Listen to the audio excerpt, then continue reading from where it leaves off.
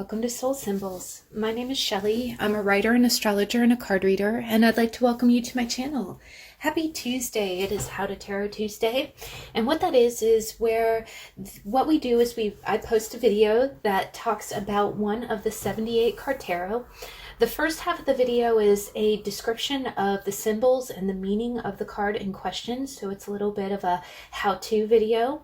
And then what I do is the first deck that I use as an example is always the traditional Rider-Waite-Smith. Then I go through my card deck collection and I choose two other tarot decks whose artwork I think best represents the card in question. So we have three decks. The first is always Rider-Waite-Smith. The second and third deck are custom chosen by me to help describe the card. And the first half of the video, we go through the meanings and the symbolism of the card that we're discussing. The card descriptions get a little deep. What we do is, from my years of card reading, I really pull from the reserves of what I've seen in card reading.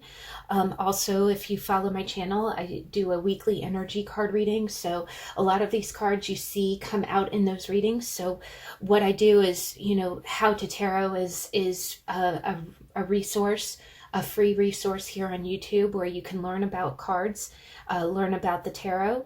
Also, if you feel like the card that we're discussing has come up in other reads or has been of a strong emphasis, or if you throw cards yourself, it's been coming up often. Going to the How to Tarot just kind of gives a 360-degree view of what all the possible meanings are of the card. And also it's, whether you're new to card reading or old to card reading, it's always great to see new interpretations, right? I glean new information about the cards and their meanings every single day. I love watching other readers here on YouTube to kind of get, new perspectives on what the cards mean. But the How to Tarot is basically, a culmination of what I've learned about the card meaning, and it's here to be a resource for you if you're learning cards or you just need some additional, information about a card in question. Now, the second half of the video is where you, the watcher, get to choose from the three tarot decks, and we'll go through and do a spread to see how this card is manifesting in your life. So if you want to skip over the how-to part, there are timestamps listed in the description box below. Also, if I get long-winded or I start going off on a tangent about something, I'll mark it as a timestamp so you can always skip over it if you choose, because I definitely understand. There's some in card reading, there are some messages that are meant for people and some messages that aren't.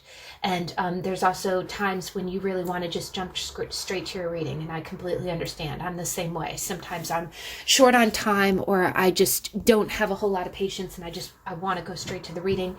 That's completely understandable. The timestamps are in the description box. Please click on it. When you click on the link that says pick a deck, that will take you to the area where you can choose which deck you want. And then the timestamp for, deck 1, deck 2, deck 3 are also in the description box. So that's your fast pass. If you want to skip over the how-to part, by all means, do that. And then it'll take you right to your reading. Also in the description box, I do put the names and the authors of the decks that I use. So if you see a deck that you like, by all means, just about all of my decks are still in print with the exclusion of a few, and I will note that if that's the case. When we get to the card reading part of the video, I do clarify using an oracle deck, and today it is going to be the Oracles of the Echoes, which is an Etsy creator, and I will post her where you can go to purchase her deck if you're interested in that one as well. But let's go ahead and we'll get started. Now, I just wanted to share a super quick story. This is funny. Every single time as I'm prepping, like in the days leading up to the How to Tarot, I always film the video days before I post it. As I'm coming up on the day that I'm going to film the video for the How to Tarot, I really kind of run over the bullet points. And this card, the Knight of Cups, was going to be such a biggie. Such a biggie. And it was so funny. I was walking out the door to go run an errand today. I opened the door, and the door to my kitchen is kind of near a shelf where I keep my tea, like my boxes of the little squares, packets of tea. The door, when I went to close the door, I heard this sound, and I knocked over 3 boxes of tea. And I've never done that. That's never happened. I took that as a very literal, a theoretical symbol. I feel like sometimes the symbols you get in life are literal, where it's like, I think we're spilling the tea. I think we're spilling the tea with this reading. I did want to put a little bit of a disclosure on it, just because this card punches you right in the feels. It punches me right in the feels. It's a very deep card. And it talks about some psychological undercurrents, that kind of touch on immaturity and a little bit of being reckless with people's emotions. So I'm going to have to put out a trigger warning because this card has a lot of depth. I honestly think this is a deeper dive than the Queen or the King. So trigger warning, we're going to be talking about some deep stuff. The other thing is I am going to be channeling a lot of movies and a lot of music, just because that's how this card speaks. So, if you are offended by either of those things, you may want to swipe left. Otherwise, grab a box of Kleenex, because we're going to go ahead and get started, and we're talking about the scandalous, the sensual, the white knight on the white horse. We're going to be talking about the Knight of Cups. So let's go ahead and get into it. So when you look at the Knight of Cups, the first thing that you see is a man wearing armor, and he has a golden chalice in his hand. On his helmet, you see 2 wings, almost like, when you see the god Mercury, the Roman, the Roman mythology god of communication. He has wings on his shoes, and this guy has wings on his head, right? His tunic over his armor has little fish all over it, and you see like a silver saddle, right? Like a silver saddle. Now, this horse is really gorgeous. It's amazing. All the other horses are really, really pretty too, but if you look at it, this horse kind of has really pale eyes, and it looks like a white horse. And what do they say about, the knight on the white horse, right? Like Prince Charming, and we'll get into that. And then what you see is a river, and you see that he has 1 hoof off. It seems like he's not full speed ahead, but he's got 1 hoof off the ground. And in the distance, you do see kind of mountain cliffs, but you see water running through what looks like kind of a barren landscape. So when you think of the Knight of Cups, you think of someone who's bringing water to barren land, right? If you've ever had houseplants that look really dry and thirsty, it's like water, having a sip of water in the desert, right? He satisfies in that way. And again, already I'm getting really emotional. Now, as a knight, knights go on missions, right? Knights in the tarot really represent a young adult energy. They're not a page, right? They're not a child. They've had some world experience, but they're not emotionally mature like a queen, and they're not seasoned the way a king is, right? So, you can be a man or a woman in this energy. If you're in the Queen of Cups energy, you're being very emotionally mature. If you're in a king's energy, you're being very kind of in your masculine, assertive. But the knight, what he does is, in tarot, most knights are considered kind of like that early adult, like the early 20s. And again, it's almost like they're going out in the world and having experiences which are going to develop them to make them the queen, to make them the king, right? They're still on a mission. And because the cups talk about emotions, they're on a quest for emotional fulfillment, for emotional connection, right? So I'll just paraphrase. The 2 knights that are most known for their relationship status are the Knight of Wands, which we talked about, which was also a punch to the feels. But this guy, he carries a cup, And that cup is like a cup of love. It's like sharing, just like the Two of Cups, you share emotions with someone. He's on a mission to share his emotions with somebody. Now, before we get in too deep into the interpretation, just to put the astrological hat on for a minute, we've talked about how every astrology suit, there are 4 suits in astrology, just like there are 4 suits in tarot. Wands is fire, cups is water, pentacles is earth, and swords is air. So in the cups realm, there are 3 signs in water. And in astrology, there are 3 signs. Cardinals are the leaders. They start things, and that's led by the sign of Cancer, the crab. Fixed are the fixed signs, and they're the doers. They're the get-it-doners. They're the persons who that buckle down and take whatever action that they need to get things done. And that in the water signs, that's Scorpio, and that's ruled by the Scorpion. And then the mutable is the communicators. They're kind of like they're the flexible ones. They're the communication ones. And last week when we talked about the Page of Cups, that's a mutable kind of energy. And that's ruled by Pisces.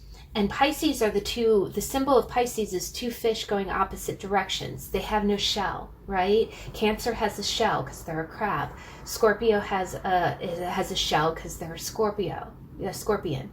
And then Pisces just kind of swim away because they're sensitive.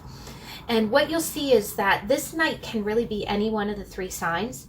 Because he has armor, you kind of think of him more as like a Cancer person or a Scorpio.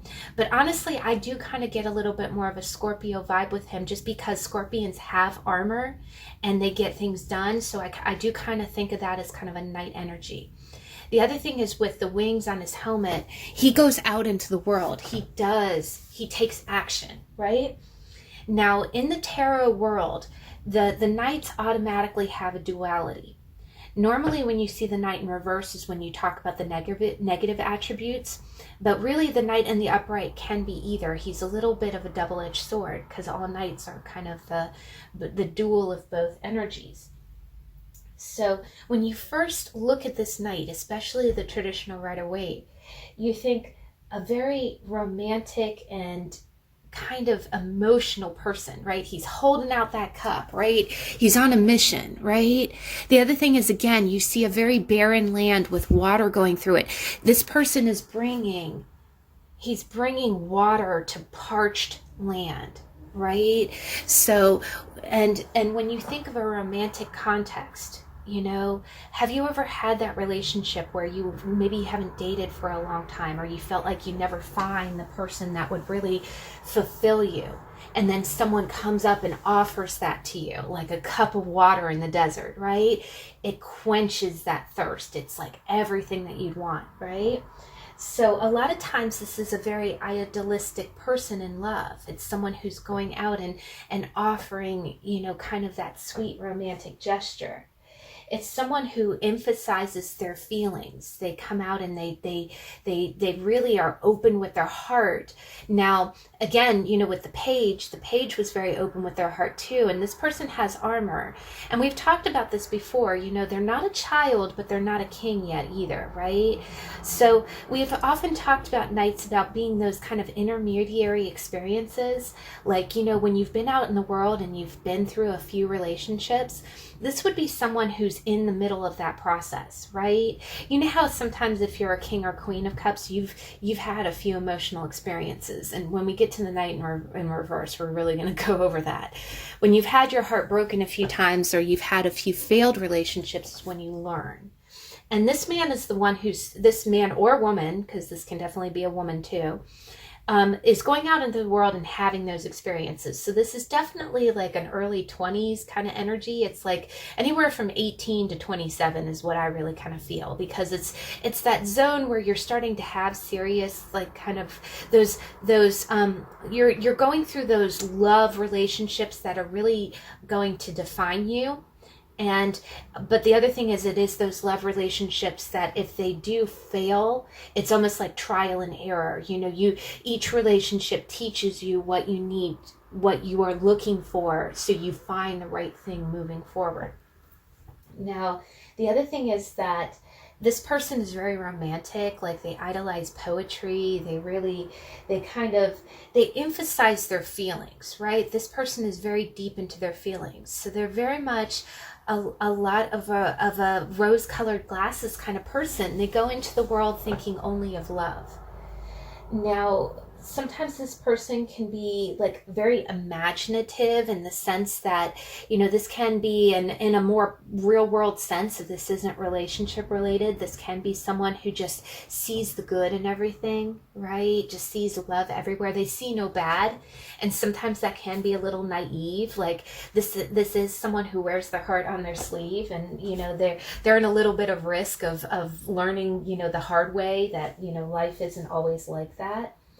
A lot of times it is, this is the person who remembers special occasions. So this is somebody who is naturally kind of sensitive, but also someone who's not afraid to share what they really, what they care about, right? So this can also be someone who goes out in the world and shows a lot of love in what they do.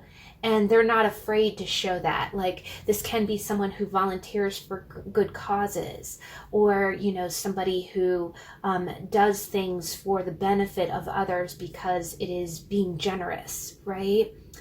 The other thing that I get is that, again, it being a little bit more of a Scorpio energy, what's interesting about the water signs, like we said with astrology, is that all water signs are sensitive. Right? Cancer the crab is a soft, they go into their shell. Their shell is their home. It's their shelter, right? And home means a lot to them. Scorpio's the same way. They don't pull into their shell, but they have armor. And what I kind of get from Scorpio is that, again, being the get it done sign, being the fixed element, they have to go out in the world and they have to get things done on an emotional scale. And that's a very hard job, especially for a sensitive person, right? It's almost like you have to go out in the world and do the things that matter to people. And you have to have a hard shell, right? You can't let anything get through because you're sensitive inside. Now, it can be new emotional experiences, something that really touches you. It can be a social invitation. Sometimes it can be like, this can be like an invite to a party, but when we get into situations, we'll talk about that more. Now, the one other thing, and moving on to the second deck, I went with the Anna K Tarot. You see the same knight here, right? And what's cool is that he's under the stars at night, right? And he's got flowers, and he's picking flowers, and he's smelling them, right? And in the distance, you see like a really warm home, right? So you see lights on, and again, this person looks so dreamy, right? He's smelling the roses, and clearly someone's home, but he hasn't walked up the path yet to go do the thing, right? So a lot of times it can be that you're being brave. Again, you're putting on your armor to go up and have like an emotional connection with someone. Now, this can be like this can be a sign of a connection with family and friends, but a lot of times it means kind of like an offer of love or a connection with reaching out to someone that you see as a romantic partner. Now, the other thing is, with the dreamy look on his face, it can be someone who has a very fertile unconscious, but with the fact that he's a knight, he kind of follows those dreams. He's definitely a step up from the page. Like a page would be very childish, where you're kind of building castles in the clouds, but here you're actually going out in the world and trying to make them reality. So, again, these can be kind of altruistic dreams. Maybe you dream of creating a service company, or volunteering for, the needy, or, things like that. You actually go out in the world and do these things, and in your head, you're serving the greater good. The other thing is that this person never takes the mundane path. They always take the path, the real romantic and kind of idolized path. So this can definitely be the sign of an artist. It can be someone who's pursuing a path that's very dreamy and not the norm. but they're taking action towards it. It can be a sign of you pursuing something that's very artistic or visionary. The other thing is it can be someone who's an older person who still dreams big, right? Who still has these great imagined or this emotional connection to doing something that matters in the world. The other thing is that it can definitely be, art or music or dance, can be intuition. This can definitely be a sign of a reader or someone who's starting off in a new age path. A lot of times it can be kindness or just empathy, someone who exhibits it, who actually puts it into action. It can also be sympathy, like someone who's kind about giving their heart, someone. The other thing that I kind of get with this card is a lot of times it's that person who's not afraid of public scrutiny. If it's taboo for you to be empathetic to a cause, you don't care. You're going to go ahead and do it anyway. The other thing is that sometimes it can be a little bit of moodiness, but for the right reasons. Maybe you are someone who, this can be a sign of a younger person, again, from the age of 18 to 26, who is a dreamer, but they go after their dreams, but those dreams might fluctuate again, kind of like the ebb and flow of water. This person might be a little bit moody in the way that they go about things, but they do get things done, right? And they do go out into the world and they attempt to accomplish things, right? They go on missions. The other thing that we get is that when it comes to, it is somebody who is this is someone who appreciates beauty, but this person is actually, if it like in a work context, this would be the person who connects on an emotive level. So like if you see this in like a work context, maybe you're somebody's boss and you're like, oh, okay, I need someone to make this phone call to someone, and I need someone who has a little bit of a more heart-to-heart kind of way of speaking to people. That can definitely be the Knight of Cups. Someone who is aware, who's sensitive to moods and feelings, this person can ride the waves. Again, they go on missions. They can ride the waves of dealing with people. So sometimes if you have a situation where you need to handle someone with a little bit more, you almost have to feel the person out. This person is good at feeling the other person out, right? The other thing is that they help other people open up. This is definitely a sign of, maybe this could be a sign of someone who's a counselor in training or who wants to be in that kind of field. This is also someone who responds very deeply to life. This could be someone who likes photography or really connects to, TV or music or art. Again, they connect to life on a real emotional kind of level. This can be someone who understands the pain of others. And the other thing is that this person is learning to be, again, this person being a knight and not the king. The king is the seasoned, mature, masculine of the cup suit. And this is someone who's learning how to do that. So it's quite possible this could be someone who is well on their way to becoming very, very good at managing people. Again, this can be a student of social psychology or, a counselor. It can be, someone who is learning how to, emote people. The other thing that I kind of get is that this could be someone who talks to people for a living, like if you've heard those radio talk shows where people talk to people who have problems, it's kind of like that.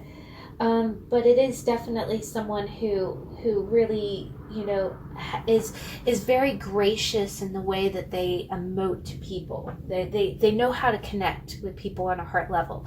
And the other thing you get is it being a knight, they're not afraid to initiate that, right? Pages kind of sit in the background and just kind of dream about what they want to do. Knights actually take the action to make that happen, right? And when we get into situations, we'll talk about that some more. The other thing is that this person has a very deep inner life. They try to understand the reasons why they feel things, like they really do. Again, that this is someone that might be very introspective. The other thing is that this person might question the emotional undercurrent of things. Like they might be good at studying psychology.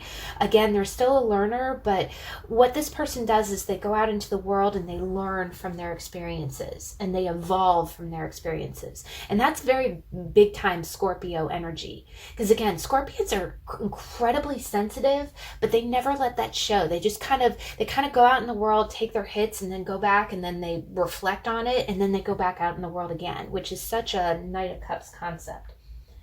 But the other thing is that they do try to improve this in the upright. You know, the Knight they seek emotional self-improvement. But they also, the other thing about the Knight is that they are very, very good about seeing what's below the surface. If you encounter the Knight of Cups, you might kind of feel like they have x-ray vision, and that's a big Scorpio thing too. And that's the same thing with the eyes of the horse. You see how that eye just looks like it's seeing right through you. It's the other thing that I get is that, you know, with this Knight, when you look into their eyes, you feel like that connection that you feel is them seeing through you, but you also seeing into them. And it's very deep. It's very deep. And honestly, a lot of Scorpios, and it doesn't have to be sun sign. If you know somebody who has Scorpio anywhere in their chart, you know, and that's a big thing with the Knight of Cups. You get around them and just their intensity kind of gets you to open up. And it's deep. It's really deep. Again, it's them taking action on an emotional kind of level. And you feel almost a little powerless to it. It's intense. Now, the third deck that I went with the Slow Tarot by Lacey Bryant, and I just thought this was gorgeous. Now, this is the most unique Knight of Cups I've ever seen. You look at this horse, and it's a white horse, but it looks like a mermaid horse. It looks like a merman horse. And what I love about it is you see seagulls, and then you see land in the distance, but you see, again, this really young adult, early 20s person holding a teacup. And look at that waves. Daffodils definitely mean transformation, and they mean they do kind of mean intimacy as well. They're kind of a rebirth kind of card. But I was in awe of the way that horse, just like the Rider-Waite-Smith, that horse just looks like this unicorn, this unique kind of beast, right? But it's such a perfect steed, you know, for the Knight. And that's exactly, when you look at the Knight, that's exactly what it is. It's like, you know, the biggest meaning that you see when it comes to the Knight is someone who is coming up and proposing love to you. Like, this is the partner you've been looking for, right? And what you see it in just about every single romantic comedy, romantic movie. It's someone that you feel like you connect with. Again, you make eye contact and you feel like you can share all your secrets with them. You feel like they see your soul, right? And you see their soul. They are water. They are water in the desert. They are the thing that you've been looking for. And you see it in all sorts of romantic movies. You see it in Say Anything. It's, you know, Lloyd Dobler and Diane, you know. It's in Love and Basketball, you know. It's, you know, Sana Nathan and Omar Epps. I'm sorry, I forget the two character names, but it's you know, the Notebook. It's, you know, Noah, and that it's that connection where it being young, it's not a king and a queen. It's definitely that zoom. And I've talked about the zoom in other videos. That zoom of when you meet someone and your eyes lock and you just feel like you have everything in common.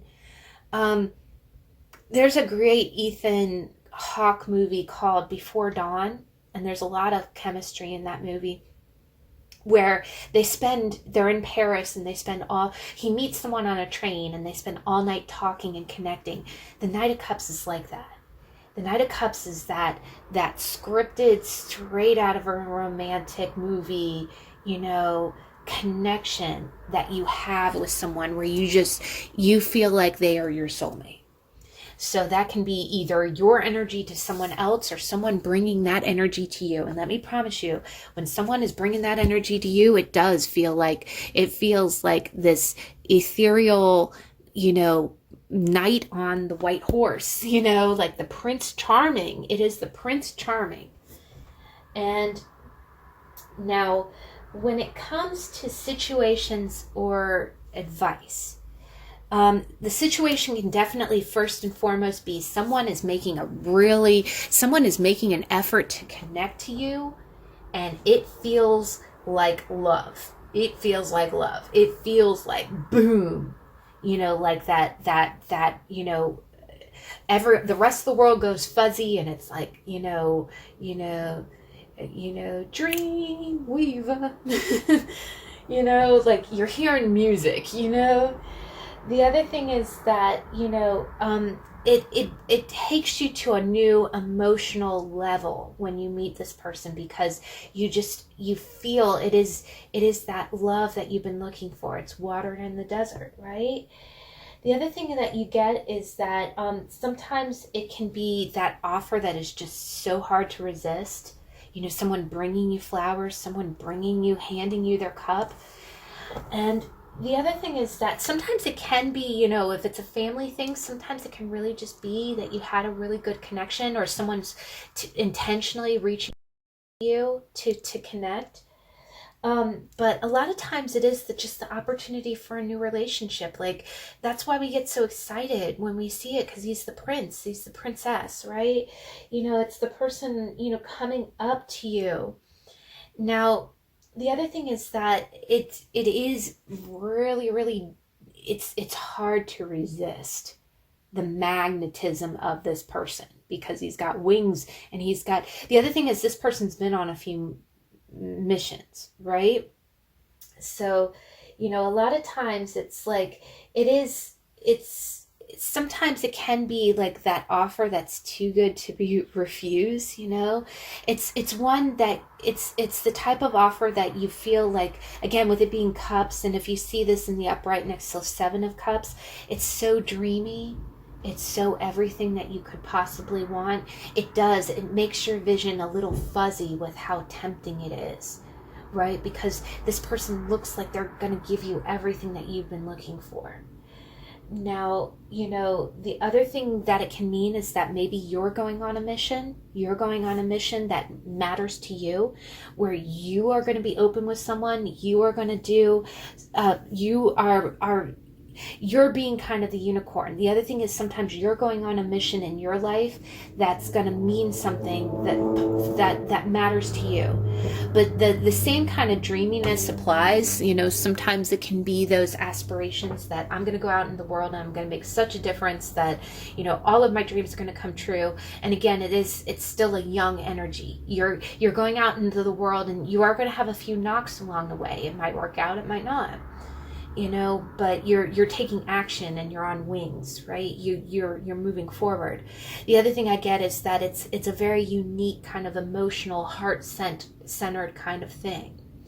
And again, the other thing is that the Knight, when it's situational rise, can also be someone who's very cultured, again, with it being like a mer horse, it's something that you don't see every day.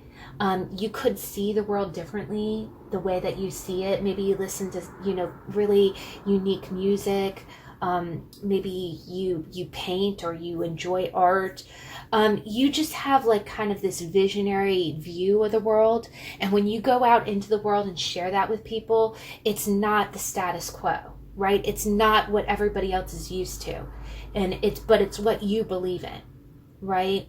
Like, for instance, I have a separate channel that I dedicate. It's called Eco Girl in a Modern World, where I talk about environmental issues. And it's interesting, you know, for 70 years we've done things this way when it comes to environmental things, but I see things a different way, and I'm very passionate about the way that we can do things differently where we don't have an environmental impact. That on a heart level matters a lot to me. So again, it can be kind of that unicorn or that horse kind of thing. You're deciding to be different. But the other thing that you kind of get with that is that it can be someone who can be a little bit, and again, when we get into the reverse, it can be someone who's a little bit, you deviate. You're the sheep that does not follow the flock, right? You go a different direction, and you do it from a heart center. And it's almost like you live in your own little world when you do that, right? You take action from a place that the rest of the world isn't familiar with. It's like in your own mind. Now, when it comes to people, this is huge. Again, guys, this is a very deep one. And again, trigger warning, you know, especially when we get into the reversal of this card, it's going to get a little rocky. But when it comes to people, the Knight of Cups, first and foremost, again, this Knight is on the parallel with the Knight of Wands. The Knight of Wands is not a bad character, but he is young and he's impulsive.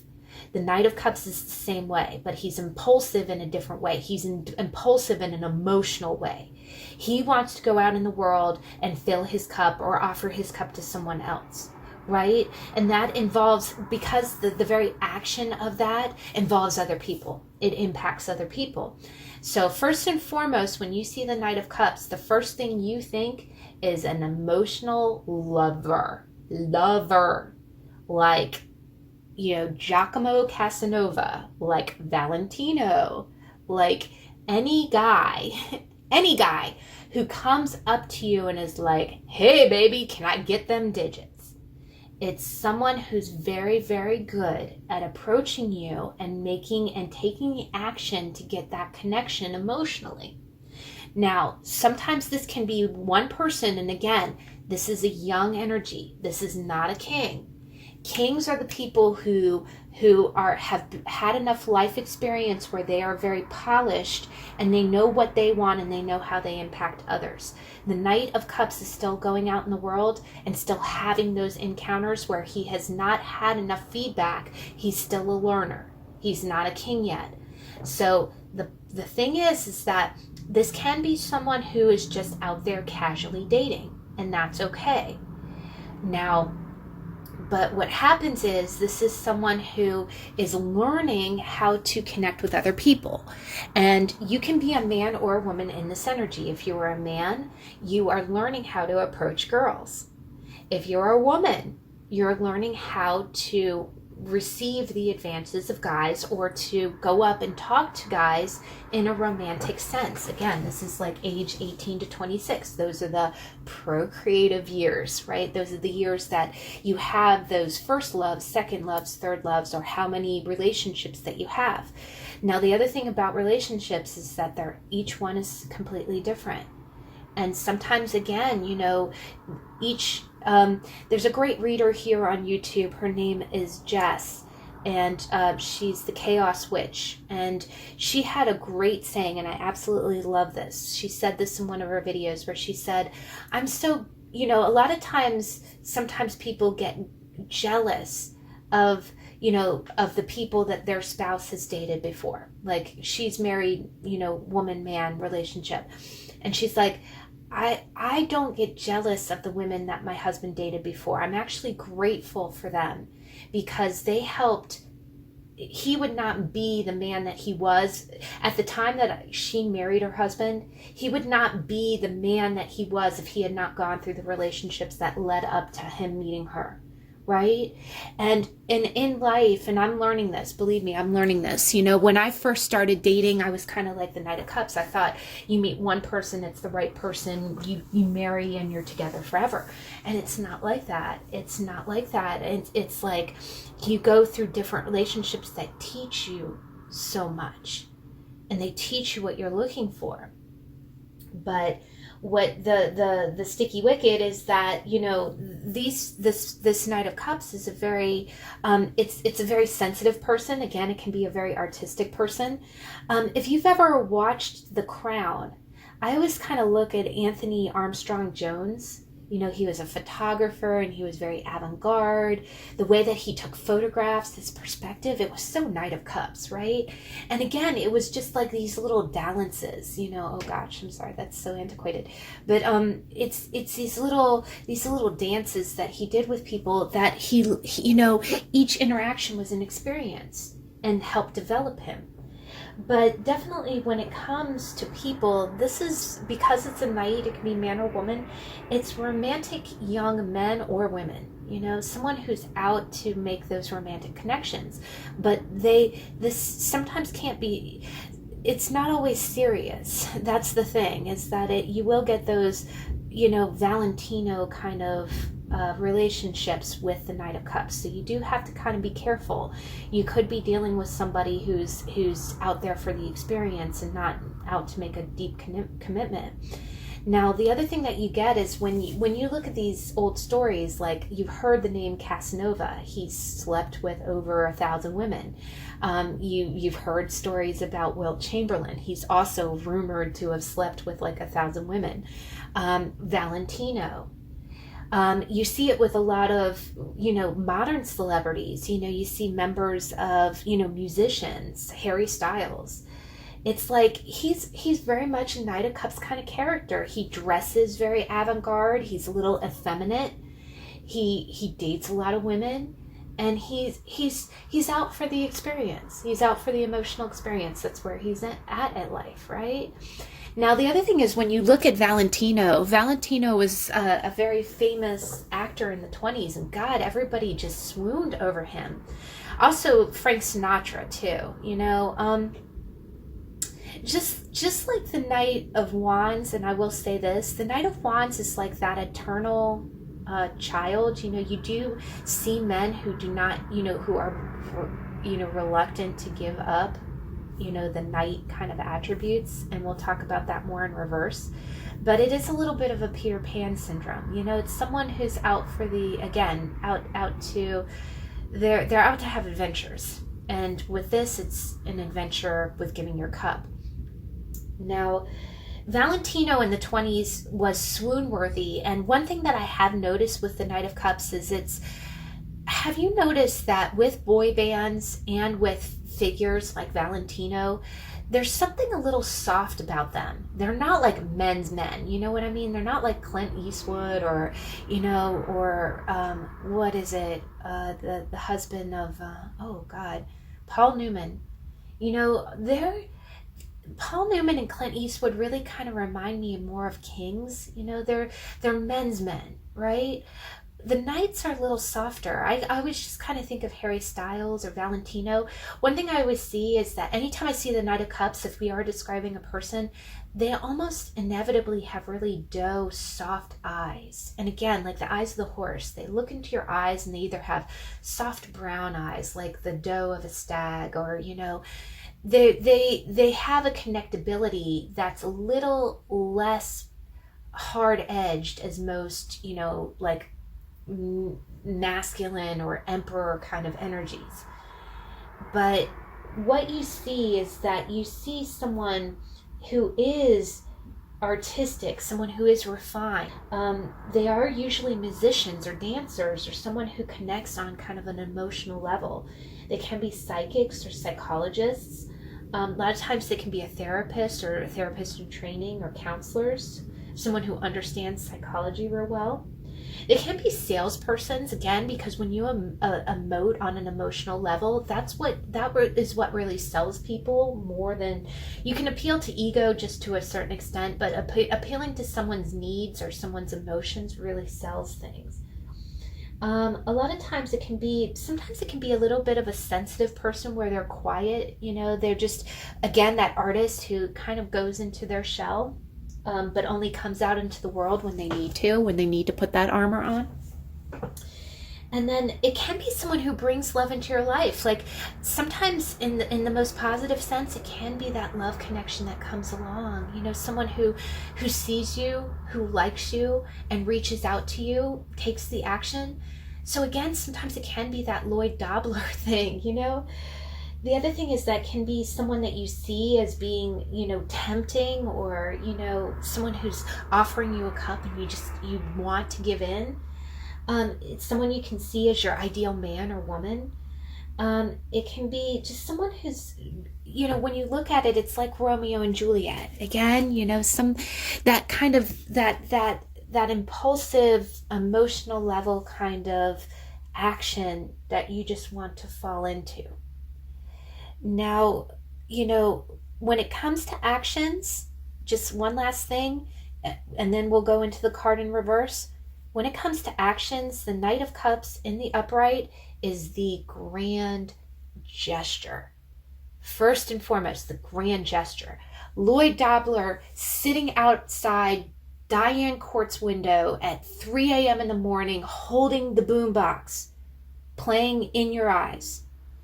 You know, Can't Buy Me Love, Patrick Dempsey, riding up on the lawnmower, right? Love and Basketball. You know, when she goes to Omar Epps' house and she says, one game, one-on-one, you know, winner takes all. And he's like, what are you going to win? I'm going to win your heart. That is the Knight of Cups when it comes up in a situation. It is someone standing outside your door with some flowers. Sometimes it can be an apology, but a lot of times it is someone coming up and saying, I love you. I want you to be mine. Will you be mine? Right? Now, when we look at the Knight of Cups in reverse, this is where we also get really deep. The Knight of Cups in reverse is, anytime a card is in reverse, it's either the negative attributes or the blocked attributes of the energy. Now, first and foremost, when you see the Knight of Cups in reverse, and if you see it next to a Devil card, or if you see it next to the Knight of Wands in reverse, run like King Kong is chasing you, because this is a toxic person. And I hate to be so harsh, but all readers are kind of in a popular consensus. The Knight of Cups in reverse is an F boy or an F girl. It's someone who's going out into the world and having adventures at the detriment of the people that they're impacting. That is the first and foremost meaning. And I hate to be harsh, but we got to be kind of real. It's someone who lacks self-restraint. It's someone who is like jealous or manipulative. It's usually someone who tends to be a little gushy or melodramatic, but a lot of times I do see it as those kind of guys who have a string of girls left in their wake, and they're still going. They just keep on trucking, right? The term player applies to this card in the reverse. But before I get into the down and nasty about it, before we spill the tea, I am going to clarify a little bit that there are 3 kind of psychological reasons why a man, and I will go into also why a woman can be a player, and you can be a man or a woman in this energy, in the reverse. The top 3 reasons that a man can be a player is, first off, that it's a family dynamic where they were screwed up by their mother. And this is true when you look at a family dynamic. If you're a woman, the way you interact with your father is how you really interact with men moving forward. If you're, homosexual, the way you interact with your mother is how you deal with kind of the feminine that you experience in the world or interact with in the world. Same thing, vice versa. When a man is young and in his formative years, the way his mother treats him determines how he treats women, especially when he gets into that 18 to 29-year-old span where he needs to go out and find a wife or a partner. And it screws him up something wicked. But going back to it, rule number 1, if his mother spoiled him, if a mother spoils a little one, a man, makes him feel like he can do no wrong, doesn't teach him the right way to treat others, like whatever he does goes, oh, you can do no wrong, then she's priming him to have this kind of F-boy behavior later on. And an F-boy is someone who doesn't answer calls, thinks their poop don't stink, talks to a million women at once, will ghost you in a heartbeat, lives in his mom's basement, and just, again, like a grown child.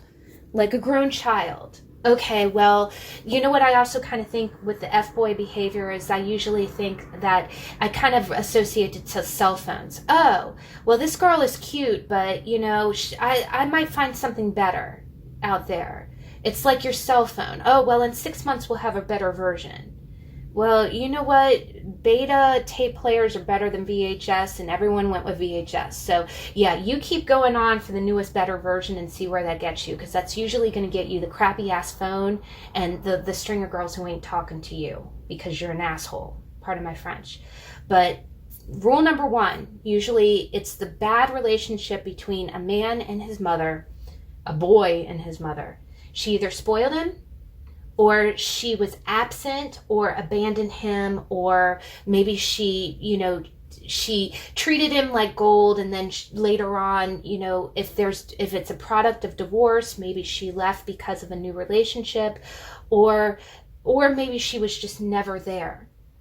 That kind of absenteeism makes a man feel like he has to prove that he's worthy of a woman's attention.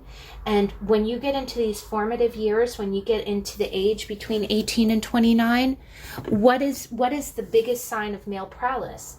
The ability to attract a mate, the ability to get the attention of a woman. And if his mother either ignored him or treated him like he could do no wrong, gave him no boundaries, did not teach him the right way to behave in society, he's going to go through life doing that. Now, the second thing is it can be someone who's emotionally stunted. And that can be from abandonment as well. Maybe he was left out on his own. Maybe he had no mother figure, or she was just always off caring about her needs and not his. Then he has no idea how to fill his needs, right? So that becomes someone who's just not ready, not prepared to go out in the world.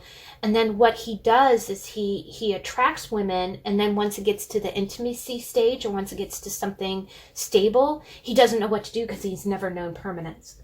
He's never seen or experienced a relationship that's stuck around, so he doesn't know what to do. He bails or freaks out or ghosts. And he ends up hurting people. And we're about to go into women too. Women are not exempt from this. Third, but last but not least, is that usually this is someone, if it is a man, a boy, a F-boy, it is someone who has really shit poor self-esteem. The other thing is that sometimes this can be a dynamic between a boy and his father.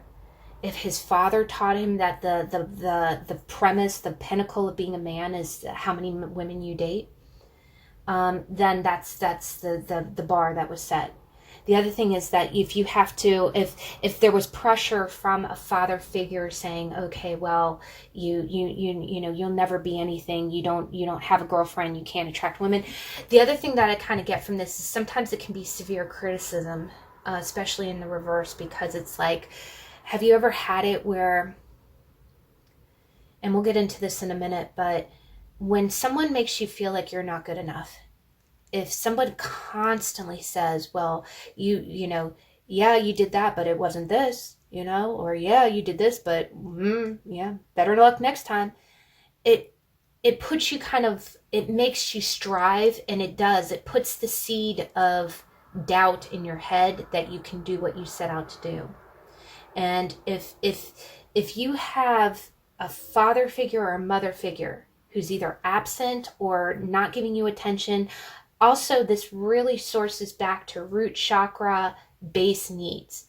If you had a parent where the lights were getting cut off, they didn't even bother to feed you, later, that is such a base, that's such a foundation of dysfunction that, yeah, later when you get into your relationships, It's almost like this guy is treating, he doesn't understand what it's like to be emotionally there for anyone, because he's never had it given to him. The other thing is it kind of spreads the disease, because what he's doing is he's doing it to other people, and again, we'll get into that in a minute. We'll talk about some gaslighting and some other BS that this Knight in the reverse pulls. But we're going to talk about the other side. Now, before you get quick, it is easy to call someone an F-boy or a player. It's a label. And it's a very hurtful label. And a lot of men resent being called a player because sometimes it's warranted, sometimes it's not. Sometimes when you are, sometimes you're just not good at dating, but you go out into the world, and what happens is you're trying to go out and meet people to see if you're compatible, and if you're not, you don't want to hurt anybody's feelings, so it becomes that kind of ghosting situation, and then the person turns around and calls you a player. Now, in the defense, and this will be the one defense that I give to this Knight in the reverse, before you call this guy a player, the one thing that you have to remember is that sometimes people are very damaged. Again, if they've had really crappy ass examples in their early life, if this person did legitimately express to you up front and ahead of time that they are just casually dating, they are not looking for anything serious, you can't turn around and call them a player when things don't work out. The other thing is that a lot of women, and myself included, if you've been abandoned yourself, if your dynamic with your family, like maybe your father was not there for you, or maybe your father was verbally abusive or critical, sometimes you get attracted to the Knight of Cups in reverse because they're absent, they're always off and doing things, but what happens is, and this is really harsh, because if you've had those really toughy relationships where you've been abandoned, again, we've never been given the manual. We don't know what to expect. But, this isn't to badmouth anyone, but I can just tell you that the Knight of Cups behavior in the reverse is someone who's thinking about their emotions. They made piss poor decisions, or they did things that were not, there's karma with that when you impact people. And it's one of those things where don't be, I went through that experience, and believe me, what happens is when the Knight of Cups is in reverse, this person wants control, right? The person wants control. That's why they ghost. That's why they act F-boy the way that they do. They're emotionally immature. And that's the third reason why a man acts this way. They're emotionally stunted. They're not ready for a commitment. But it's that pain. That's the crippling pain that the Knight of Cups can induce. It's like an illusion. It's an untrustworthiness. It's like an escapism. But it does stem from something. And you know what? You get what you play for. Now, the other types of Knight of Cups in reverse, but real quick, women can be in this energy too. If you had an absent father, if you had a verbally abusive or critical father, if you had a physically abusive father, a lot of times women, when they're young, they equate sexual prowess with power. Same thing with the Knight of Cups. They in reverse, they associate the ability to attract women with having control. And they felt like if they felt like they had no control with their mother growing up, they couldn't control their mother leaving or not being there or not giving them or not filling their emotional needs. Either that, or again, if they were spoiled, if they were given everything, oh honey, you're the best, you're the cutest, you're the hand, then they carry that on, where they go around from person to person, and it is dysfunctional. It's dysfunctional, but what happens is it's a control play. And one thing that a lot of readers say is that karma is not meant to punish you. Karma is meant to keep you on the right path for your spiritual mission. And your spiritual mission is to not use your attractiveness or your emotional depth to use people. You're meant to connect with people. That's your goal in life, to connect to people in a positive way.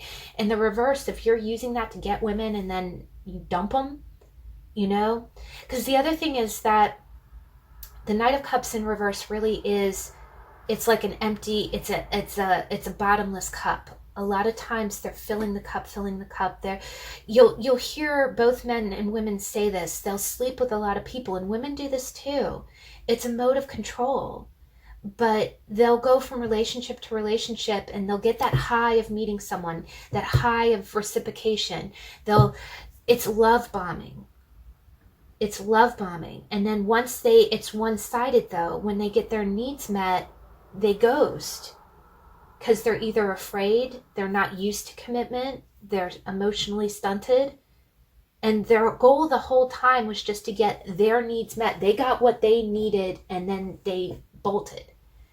Now, there are warning signs. Love bombing. Someone coming on real strong. Knight of Cups in reverse. Someone coming up and handing a cup.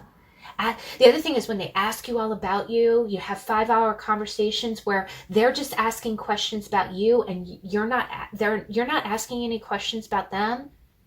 Be careful with that, because that's Knight of Cups. That's really intense, strong connection, really that rush. If someone pressures you for sex.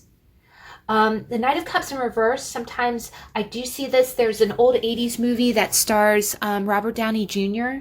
and Molly Ringwald called The Pickup Artist. And it's so cute because honestly in the 80s, before there was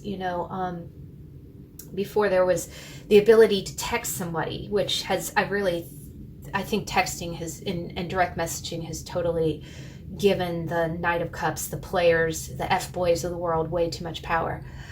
Because it just makes them that much quicker in connecting with you and then, dumping. But the Pickup Artist was really interesting. It was actually kind of, if you ever watch this movie, it's kind of interesting, or even just the trailer. I'll put the trailer in the memo. But he goes around and he does exactly that. He walks up to women and hits them with the pickup lines. And again, it's more of that low self-esteem, that validation, oh, do I get the girl? Now, sometimes you do see this in like men who never grow up. It's a little bit of a Peter Pan thing. Like you definitely see it in the celebrities who have dated a million women. Like, Brad Pitt has had a lot of conquests. Before he got married? Oh my God. You look at the list. Leonardo DiCaprio. Yeah. A lot of models there. It's the Valentino. It's the how many women have you slept with? Do you have any venereal diseases?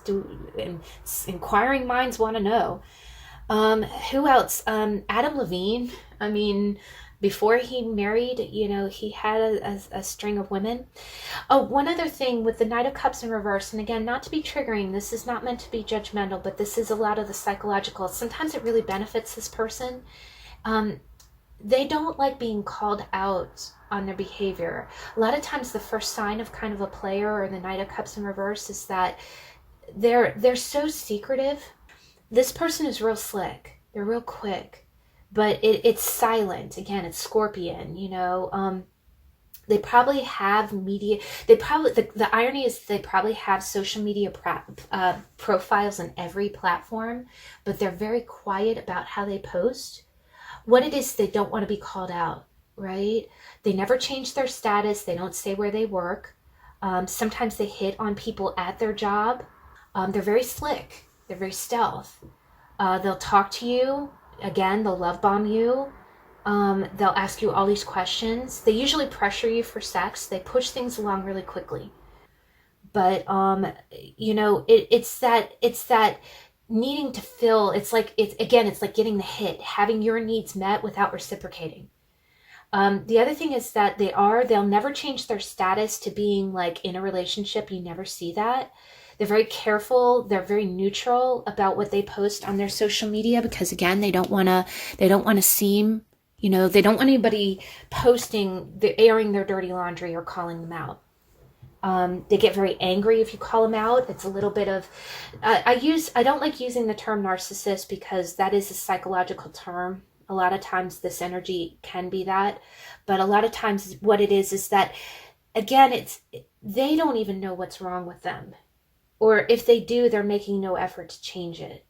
But the reason that this person wants to keep it private is because they're being shady. They're being shady. They don't want anything transparent. The other thing is that if this is a male in this energy, they never bring anyone to meet their friends, or it's very rare. The other thing is if they do meet their friends and their friends disapprove, sometimes it's a clique mentality. Well, you can do better. She's so ugly, whatever. The other thing is you rarely ever meet, in the reverse, you never meet this person's mom, probably for one of three reasons. The first reason is she's probably sick of seeing a parade, a merry-go-round of women, and it either casts light on their dysfunctional connection or the way that she screwed them up, or she's just tired of it never working out. And then the second reason is that, again, this person feels like they're going to screw it up. Now, in the low self-esteem category, you can kind of feel this for this person, because they will be like, well, I'm just bad at relationships. But can I just say that that's the psychological crutch that you lean on? When you talk to hoarders, they're like, well, hoarders keep things for sentimental reasons, and it becomes piles of things where they have to walk around their room. And it's a psychological disorder. When someone steals something, they will justify it to themselves to not make themselves a villain, right? They don't want to villainize themselves because they already have low self-esteem. That's why they go out and hit on people, is to fill that void. Now, if you turn around and say, well, you manipulated me, they know in their head that they did manipulate you, that they used you, that they got what they needed and gave you nothing of what you expected. What you needed, they took and did not give. But they don't want to admit that to themselves because, again, it's like being a drug addict. They needed what they needed, they extracted it from you, they used you and left you, but they don't want to admit to themselves that they did that. And by you calling it out, it's like too much for them to bear. They can't face it. So that's really down the rabbit hole of dysfunction. And they do need to see a counselor at that point. But the other side of that too is that sometimes it can be that gaslighting where that's what they do. And that can also be from a father or a mother dynamic. Maybe they were really criticized. The other thing I kind of get with the Knight of Cups in reverse is that they keep you on the hook by making you feel like you're not good enough. You want to please them even though they give you crumbs. And that is effed up. Can I just tell you?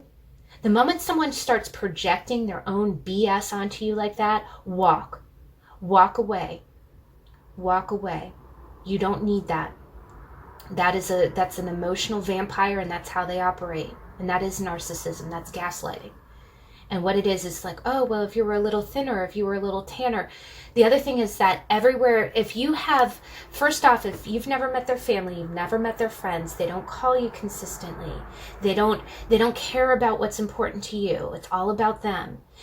Anytime you go to a public place, this is the other thing. If you go out in public and they're looking around, again, slicker than goose shit. The moment that they're looking around like they're nervous, that they're afraid they're going to see someone because they have a trail of people behind them, right?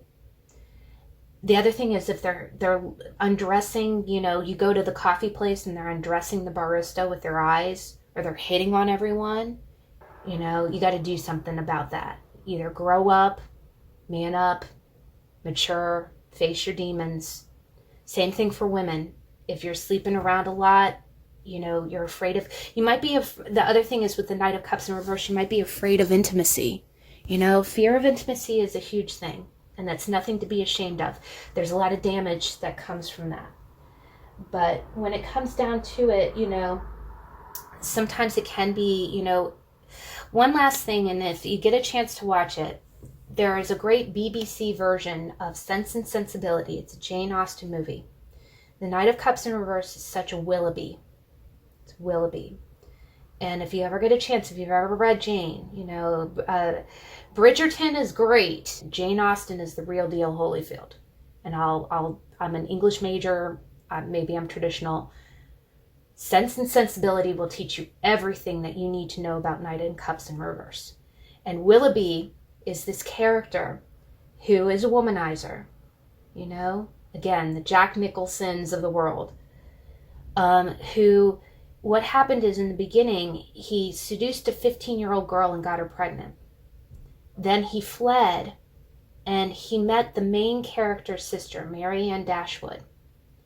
And he was looking to just have a fling, but he legitimately fell in love with her. He was set to inherit his aunt's fortune, and the aunt found out about the pregnant 15-year-old girl and disowned him. He ghosts Mary Ann, breaks her heart, and in the meantime, she ends up falling into the arms of Colonel Brandon, who's a legitimately good guy. You know, and the girl ends up, it turns out, is his ward. So he ends up taking care of the girl who has the baby. But as he moves on, you know, Willoughby is without a fortune, so he has to marry for a woman of wealth in order to bail out of his problems. And he just leaves, again, Knight of Cups in reverse, he leaves a wake of damaged people cleaning up his mess. And I'll go ahead and post a clip. There's a fantastic interaction between him and Marianne's sister. And Marianne really had to exorcise this guy out of her life. They loved each other, but he was such an emotional mess. It was emotional dumbassery. And the other thing is, when you see Willoughby, again, he's in that defensive stance where he's like, well, he approaches Eleanor, and Eleanor, who's very kind, she's very forgiving, looks at him and doesn't even want to look at him. She's like, I have no time for you. And he's like, I've come to beg forgiveness. And she's rolling her eyes like, really? He's like, well, my aunt dismissed me from our favor. And she's like, yeah, why is that? And she's like, because of an unfortunate circumstance. And Eleanor, who knew what happened, she's like, an unfortunate circumstance, a 15-year-old girl that you abandoned without a thought. And he defends himself because he doesn't want to be the villain. And he even admits, he goes, yes, when I met Marianne, I really was thinking of my own pleasure, but I legitimately fell in love with her, and I was going to marry her. And it's funny, Eleanor really chastises him. She's like, you could have done the right thing. You could have done the right thing by that woman. And what breaks my heart in that movie is that Colonel Brandon has to go to the 15-year-old girl, and the 15-year-old girl is still in love with Willoughby. Again, he's the Knight of Cups, the doe-eyed, romantic, every woman wants to be with him. It's the Valentino. It's the Casanova. And Colonel Brandon has to look at it, and the 15-year-old girl is holding Willoughby's baby, and she goes, well, do you think if he came and saw his child? She's so dire for his love. And that's the Knight of Cups in reverse. You're dire for his love while he keeps you on a hook and keeps you dangling. You know? It's someone who is not mature. It's someone who keeps you in the fantasy, keeps you in the vagueness. He's fickle. He gives his cup to anyone. You know, things are not what they seem. And if you see this card in the reverse, you want to trust your instinct. If something feels off, something is off. If he's looking at other women, if he's not responding to your calls, if he's not texting you, if he's in and out, I also call it the hi Felicia, bye Felicia. Just like the Knight of Wands, it can be someone who's in and out of your life, you know, but it can also be a really, again, an emotionally distraught person. You know, someone who's just not, that's just all over the place, not, you know, screwing up relationships left and right. Now, in the other circumstance, it can be someone who's reserved, someone who's afraid of intimacy, who's afraid to take action because they have been hurt. Sometimes it can be a really shy or kind of emotionally damaged person. The other thing is it can be a denial of feelings, like, you know, like someone who really wants to reach out their cup, but they're afraid. But a lot of times it is someone who's lying. And if you see the cup, the Knight in reverse next to the Seven of Swords, I'd be very, very careful. You know, it can be like third party or just Willoughby, straight up Willoughby bullshit, you know. But, you know, a lot of times it is just someone who misleads you by promising you everything that you think that they're gonna deliver, but they don't, you know. But Whether it's in the upright or the reverse, you can see this is probably the longest How to Tarot ever, but it's a powerful card. It punches you right in the feels. And I promise you, if you've ever had an interaction with the Knight of Cups, you've probably never forgotten it. And it's really defined your relationships moving forward. But all right, guys, so we're going to go into it. We've got 3 decks here. The first deck is the Rider-Waite-Smith with the Sunstone. The second deck is the Anna K Tarot with the Smoky Quartz. The third deck, we have the Slow Tarot by Lacey Bryant with a Bloodstone. All 3 of these stones are very good for cleansing, for metamorphosizing. If you do ever get a chance to watch Sense and Sensibility, Marianne stands out in the rain, in the lightning, to try to forget about Willoughby, and I just feel like these type of stones are so good for that. And we are going to clarify using the Oracle of the Echoes, and on top of it we have another really cleansing stone. We have what is it? Obsidian, which is also known as dragon glass. So if you need more time, please pause the video, and I'll see you in a minute.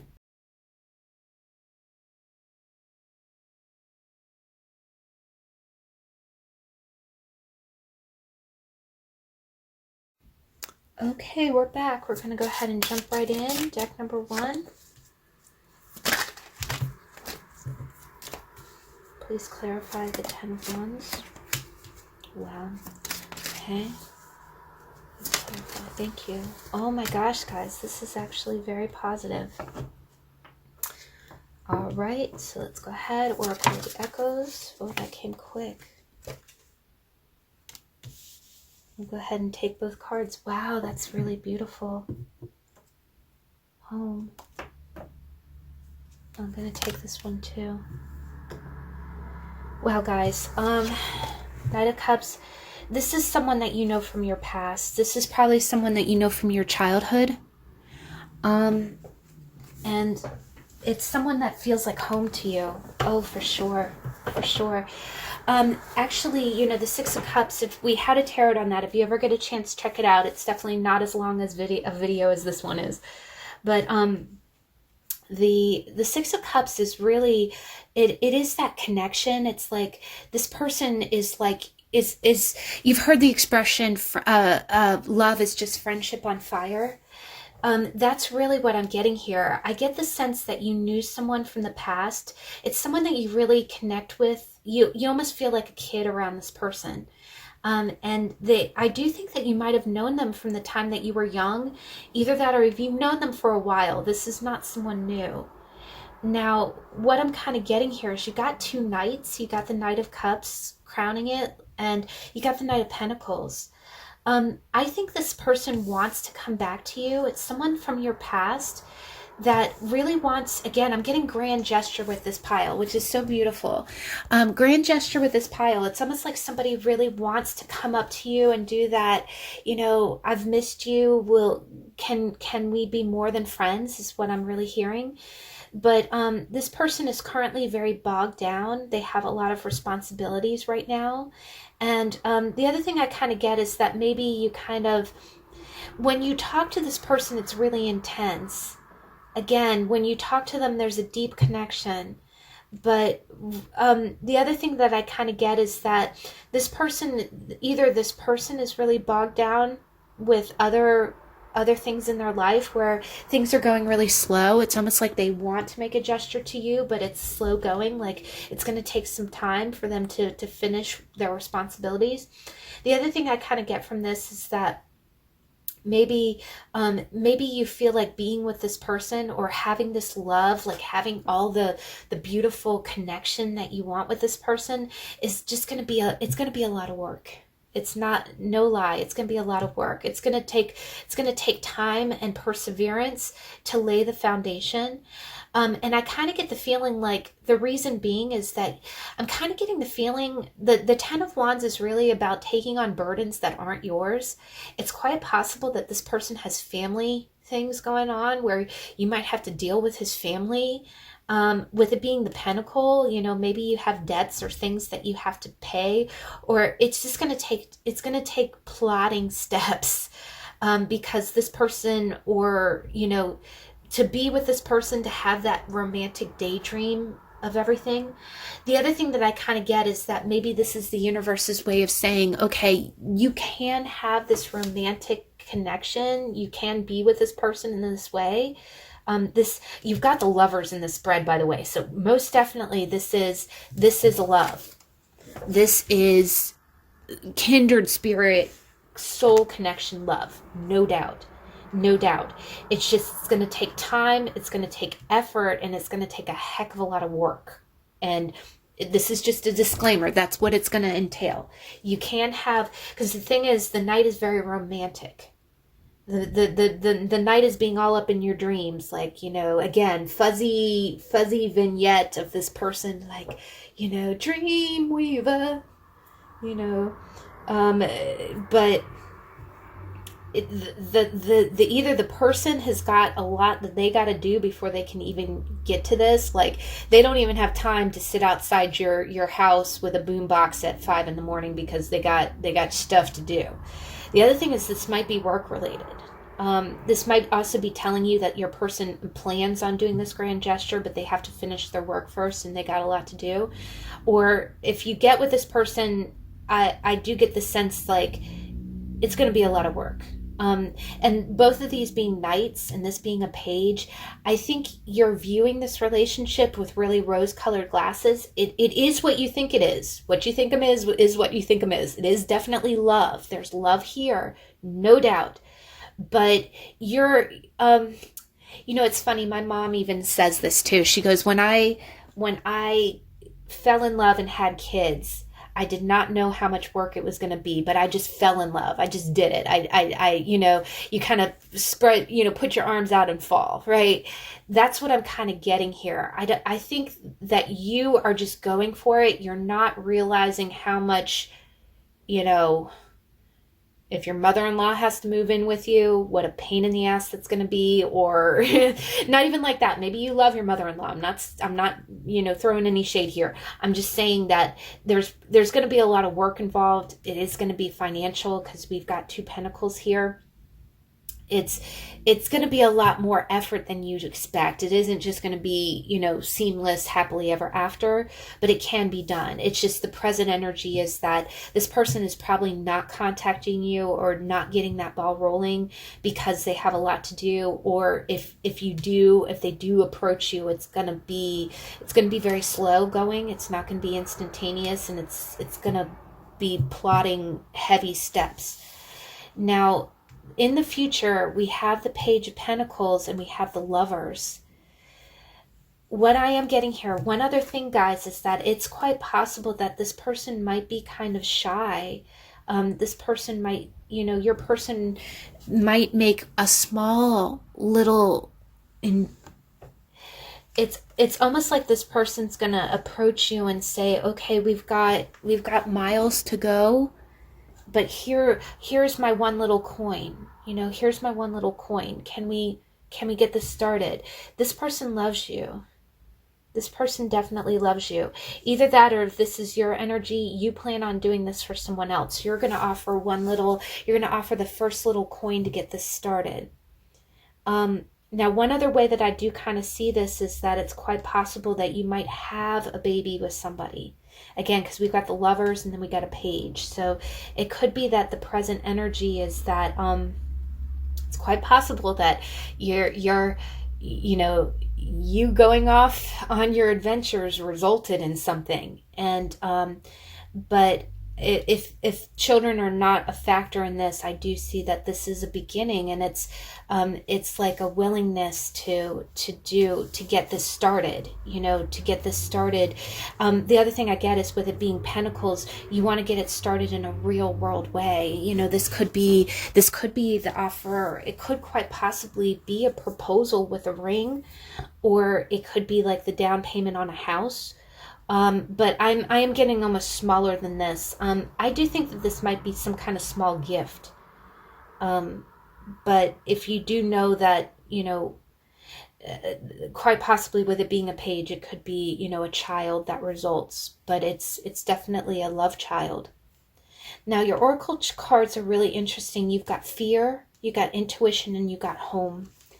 Now, what I'm really getting here is that especially intuition is definitely a big one with the Knight of Cups, because he follows his intuition, right? He knows how to follow his gut instinct, his or hers. But it can be scary, right? The other thing that I get is that if you or your person is really not used to, we talked about the Knight of Cups in reverse. Sometimes people really aren't from, sometimes they're not comfortable with intimacy or commitment because they've never learned how to do it, right? They're not, it's a lot of commitment, right? And it can feel kind of heavy. It's scary, right? The other thing is the Knight of Cups, he's not a king yet. He's learning to be the king. And but the Page of Pentacles can be that little start on him. You know, it's getting out of the emotional world and taking it into the real world, right? It's planting that one little seed to say, okay, I'm willing to be stable. I'm willing to do the right thing, but it can be very scary, right? That's why it's little, you know.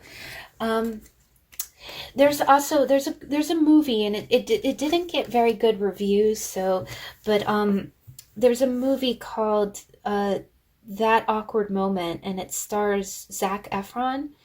It's actually based on a Shakespeare play. I think it's the Merchant from Venice, I think it is. But basically it's set in New York. It's set in modern day, where this guy who's a real player, he has a circle of women. He meets someone that he really likes, right? He really likes her, but in his own head, he gets his friends in on the act too. It's funny, by the end of the movie, the one who was in a commitment gets out of the commitment. The one who's the player becomes the committed one, and you know, all the roles change. But it goes in a circle and switches. But by the end of the movie, he keeps treating her like she's an option. And the entire time she has been the rock, right? And there's a great line. Her name is Ellie, and his name I think is Jason. But there's a great line where he acts a little player, and he nearly loses her. You know, her father passes away, and he didn't attend the funeral. And he comes, and you know, again, the Knight of Cups in and out energy. He shows up a little bit later and acting like nothing happened. And she's looking at him, and she's like, Jason, you know, he's like, what? And she's like, you know, all that relationships are, you know, she says, being there for someone is all that relationships are. You know, being there when someone needs you most, that's all relationships are. You know, love or romantic, that's all relationships are.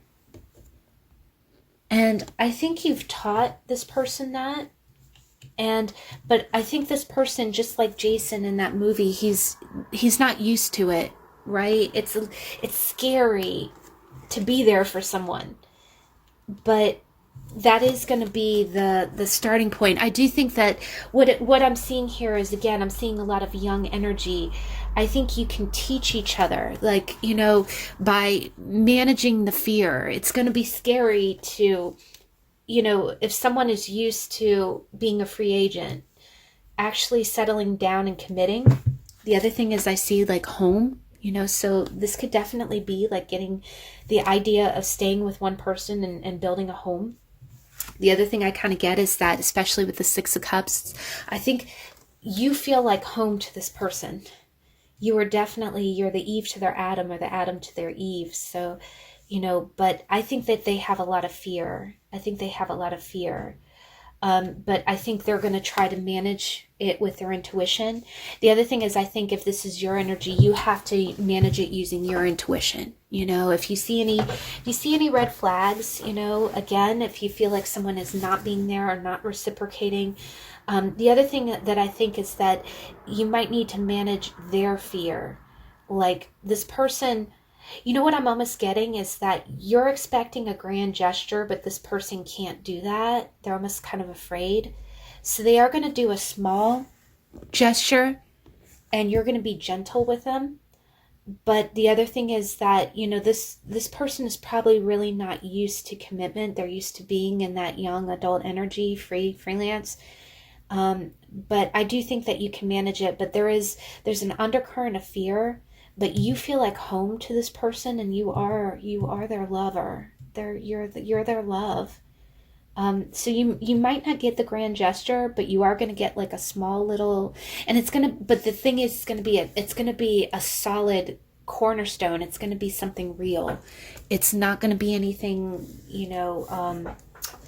illusional, and the other thing I get is it's going to be very romantic. You're going to feel a strong connection to this person. But wow, guys, that's really beautiful. That's a beautiful read. All right, so second deck, we have the Anna K deck with the smoky quartz. How does the Knight of Cups manifest in your life? Okay, present energy. Oh, wow, guys. Future energy. Oh my gosh, please clarify.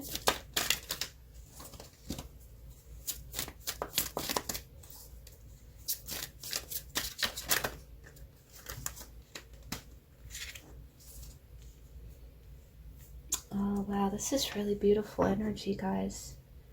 All right, let's go ahead and get...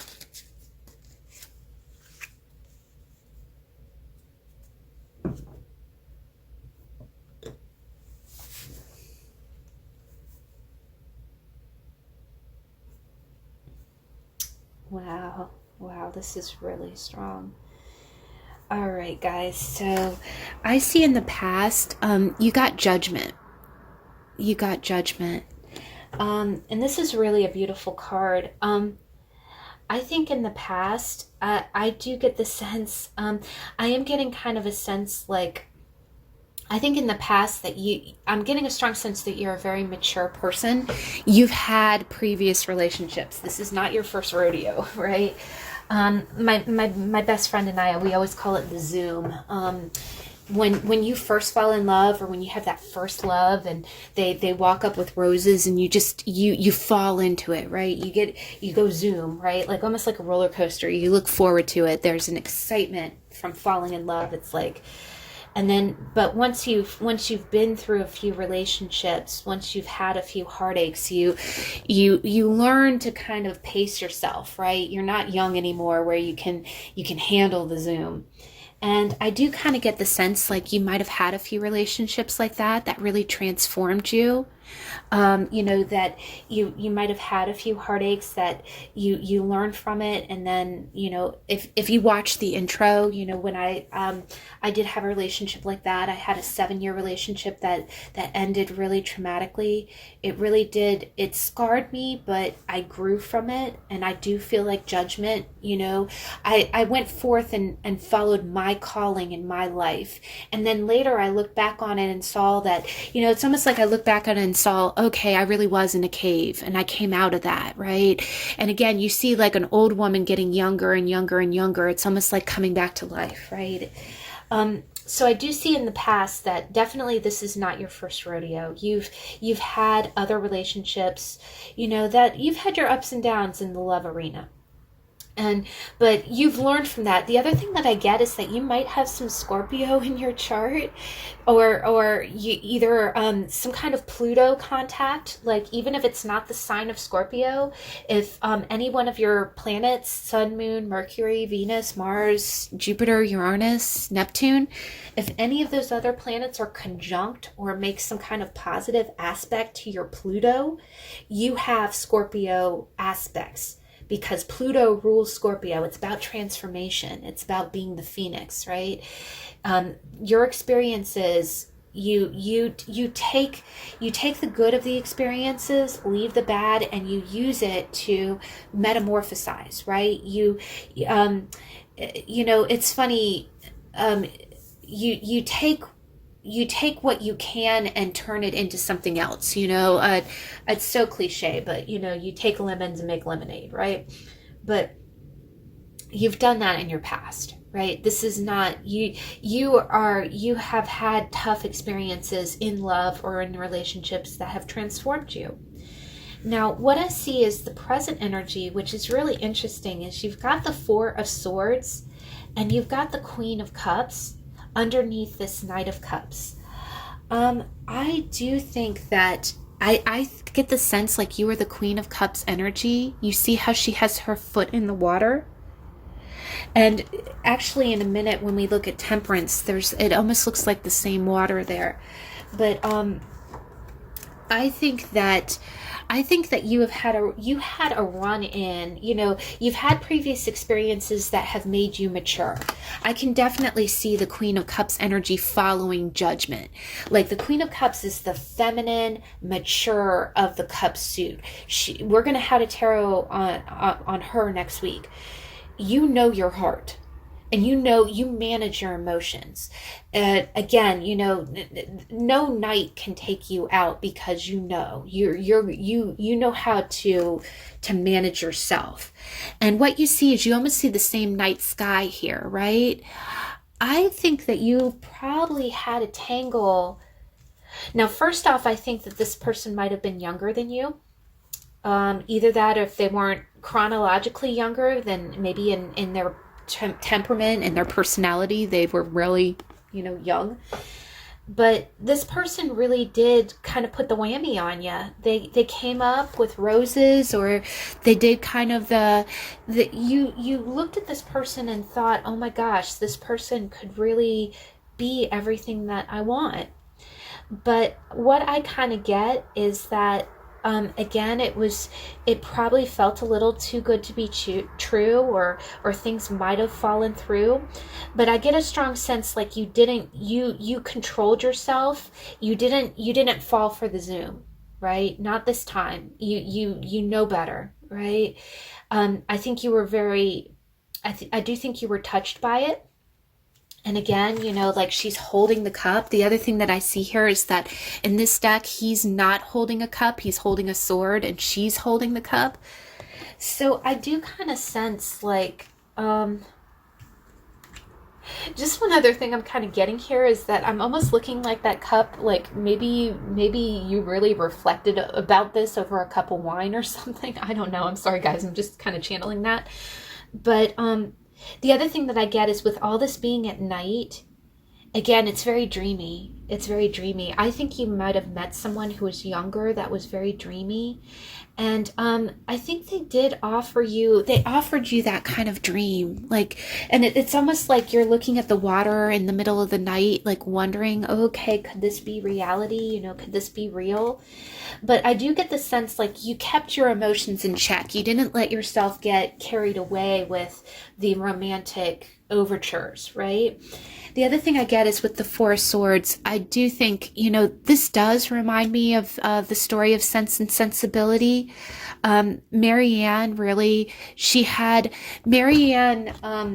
went out in the rain and she caught a really bad cold. And she caught a bad fever and she survived the night. But what it was like the scene, she had her sister Eleanor at her bedside. I really, really get a sense that this is kind of a Willoughby character here. So if you do get a chance to watch the movie of Sense and Sensibility, the one with Emma Thompson is very good, but I highly suggest the one with Hattie Monahan, the BBC version that came out in like the mid 2010s. But I'll try to see if there's a video that shows that scene. But I do think that you had a close call with someone that you felt very strongly for. I do think that this person was either younger, but you felt like you had a future with them, but they put you through another cycle. They put you through another cycle of really testing yourself. I also get a sense that they tested your emotional stability. And good God, guys, I'll tell you, Knight of Cups, the reason that this video is so freaking long is because this card is so deep. It punches you right in the freaking feels. this person tested you. This person tested you, and goodness knows, sometimes the universe sends you those kind of tests. But another really great reader here on this channel, Jess, the Chaos Witch, she even said it, and I thought this was brilliant, is that karma is not out to punish you. But karma, what it does is, if your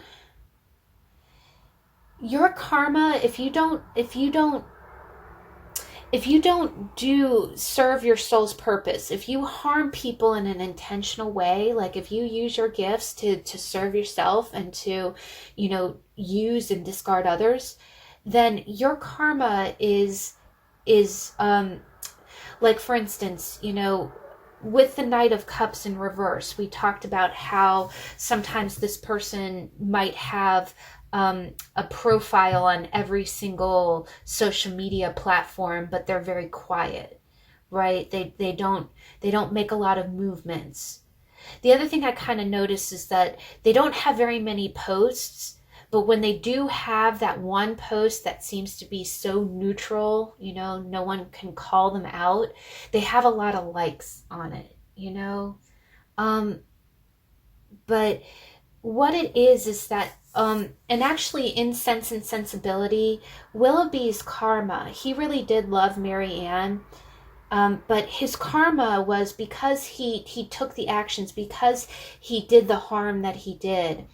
His karma was that he had to marry someone for money that he didn't love, and he had to watch Mary Ann marry someone, a good man, and it's almost like he had to watch her from afar. And her karma was that she gained wisdom. There's a great line in that movie where she's walking with Eleanor, and she's like, she goes, I compare my behavior. And Eleanor goes, you don't compare your behavior with his, do you? And she goes, no, I compare my behavior with what it ought to have been. I compare it with yours, which Eleanor is always very on the level, practical. She doesn't wear her heart on her sleeve. And she goes, I hope I am wiser now. That's what I'm really getting here. I'm getting like a Marianne Dashwood kind of situation. I think you survived. You had a very close call. The other thing is, I think your emotional maturity really pulled you through the storm, but it did rock you. It rocked you. I think you saw such a future with this person. And the other thing I kind of get is, you see how these are nightscapes? Maybe you talk to this person at night. That's the other sign of the Knight of Cups. They always chat you at night. Nothing's in the light of day, And then in the light of day, it's like, it challenged you. It almost made you weak, this connection. This connection, it brought you down. And you were able to survive it. But it was very hard to resist. Again, I think this person, the other thing I kind of get is, I think this person wasn't emotionally ready for you. They just weren't ready. And I think you were more mature than they were. The other thing is that I think it did teach you boundaries. I think it taught you boundaries. Now, there are no bad cards in tarot, and I'm glad I clarified it, but moving forward, we did get the Ten of Swords. And the Ten of Swords, you see, I like this deck because you see the person walking away. So I do kind of get the sense like this person you were dealing with was dealing with other people too. And I think they wounded you pretty deep, but they did not kill you. They wounded you deep, but they did not kill you. You were still able to stand up and walk away. The other thing is, I think you learned a lot. Because underneath the Ten of Swords, you have the Eight of Swords, and you see this person. This is really, we had a tarot on the Eight of Swords, and we used this card. You see how in the light of day, she's a lady, but in the reflection, she's all tied up. And then you see Temperance with flowers and water and balanced scales. I think this person taught you your self-worth. I think you dealt with someone who really thought that their poop didn't stink, who pulls the, I think someone love bombed you, and I'm so sorry. Someone came in, swooped in, acted, did their spiel, made you feel like. The other thing is that you were open with this person. That's the other thing, is that you showed this person love. You did not conceal your heart, but it did wound you. The other thing that I kind of get is this person made you question your self-worth. I think this person also made you question your emotional decisions. You know how when you meet someone and you're like, oh, but they're wonderful. They're wonderful. I want to be with them. But then they're not returning your calls. They're looking at other people. They're being really shady. They're acting immature. And you finally say, okay, you followed your instinct and you kept yourself balanced, but it took a chunk out of your self-esteem. It made you question yourself. And I'm sorry, what an asshole. No one has the right to make you feel less than, and sure as hell no one has the right to do this to you. No one. Not even Lothario guy here. You know? The other thing is that he's sitting outside like the house smelling the roses. I think this person is really disconnected, and I think they kind of pulled you down. They dragged you down. And I'm getting a strong sense that in your heart of hearts, you took the right action. It was hard for you to do it. And oh gosh, guys, I'm so sorry. I'm feeling this. I'm feeling you right in the center of my chest. You had nights where you couldn't sleep. You questioned your own intuition. Every single move, like when this person didn't call you back, when they were being all dreamy, out in left field, you knew your own heart. Yeah, you needed to heal from this person. The other thing is that I think that I think you gave them a lot of chances. And I think a lot of it was you just kind of questioning yourself. You didn't feel good enough. I am also getting a strong sense that maybe this person's very handsome or pretty. Where, they look young, attractive. Am I good enough? Honey, you are gorgeous. And you are emotionally, you are head and shoulders emotionally ahead of this guy or girl. And honestly, what they put you through psychologically is not acceptable. And mad props for you, because you balanced yourself. You balanced yourself. And in the future, you're going to walk away. I think you know what it is that I think you've had enough of letting this person make you feel like you're not good enough. And again, we talked about it. Normally it's the Knight of Cups in reverse, but when the Ten of Swords makes an appearance, it's almost like this guy is in reverse. You know what I'm almost kind of sensing? When the person keeps you on the marionette strings, when they keep you on the hook. And what they do that is there's a lot of gaslighting that goes along with that. It's like you continue to talk to them, and even though they're transient, they're not responding your phone calls. They come, 1 week they're texting you, next minute they're quiet because they're talking to someone else. And then they come back and they're like, oh, hey, how you doing? It's all about them. You feel like you're not pretty enough. It makes you question whether or not your feelings are true, if their feelings for you are true. And I'll come out and say it. You're probably watching this video because of that, because you're like, okay, how do they feel for me? Honey, you're a queen. You are a queen. You are so balanced in your emotions after you have been through some immature BS. This person projected crap on you. The other thing is I get the sense they kept you on the hook. They kept you on the hook. They know that you're a compassionate person, and they keep coming back to you, and they'll kind of do that thing like if you do this, I'll they don't come out and say it, but it's almost like, well, yeah, it's crumbing. And I think you've had enough of it. You notice how each one of these swords has a different hilt? You've been stabbed by this person 10 different times. They've made you question your self-worth, whether or not you're pretty enough, smart enough. And really, they're just, it's their emotional dumbassery. And you're not going to allow anybody else's, you're done. You're not going to allow anybody else's emotional dumbassery to affect your world. And what I'm getting here is I'm seeing your 2 cards. You got chaos and you got self-involved.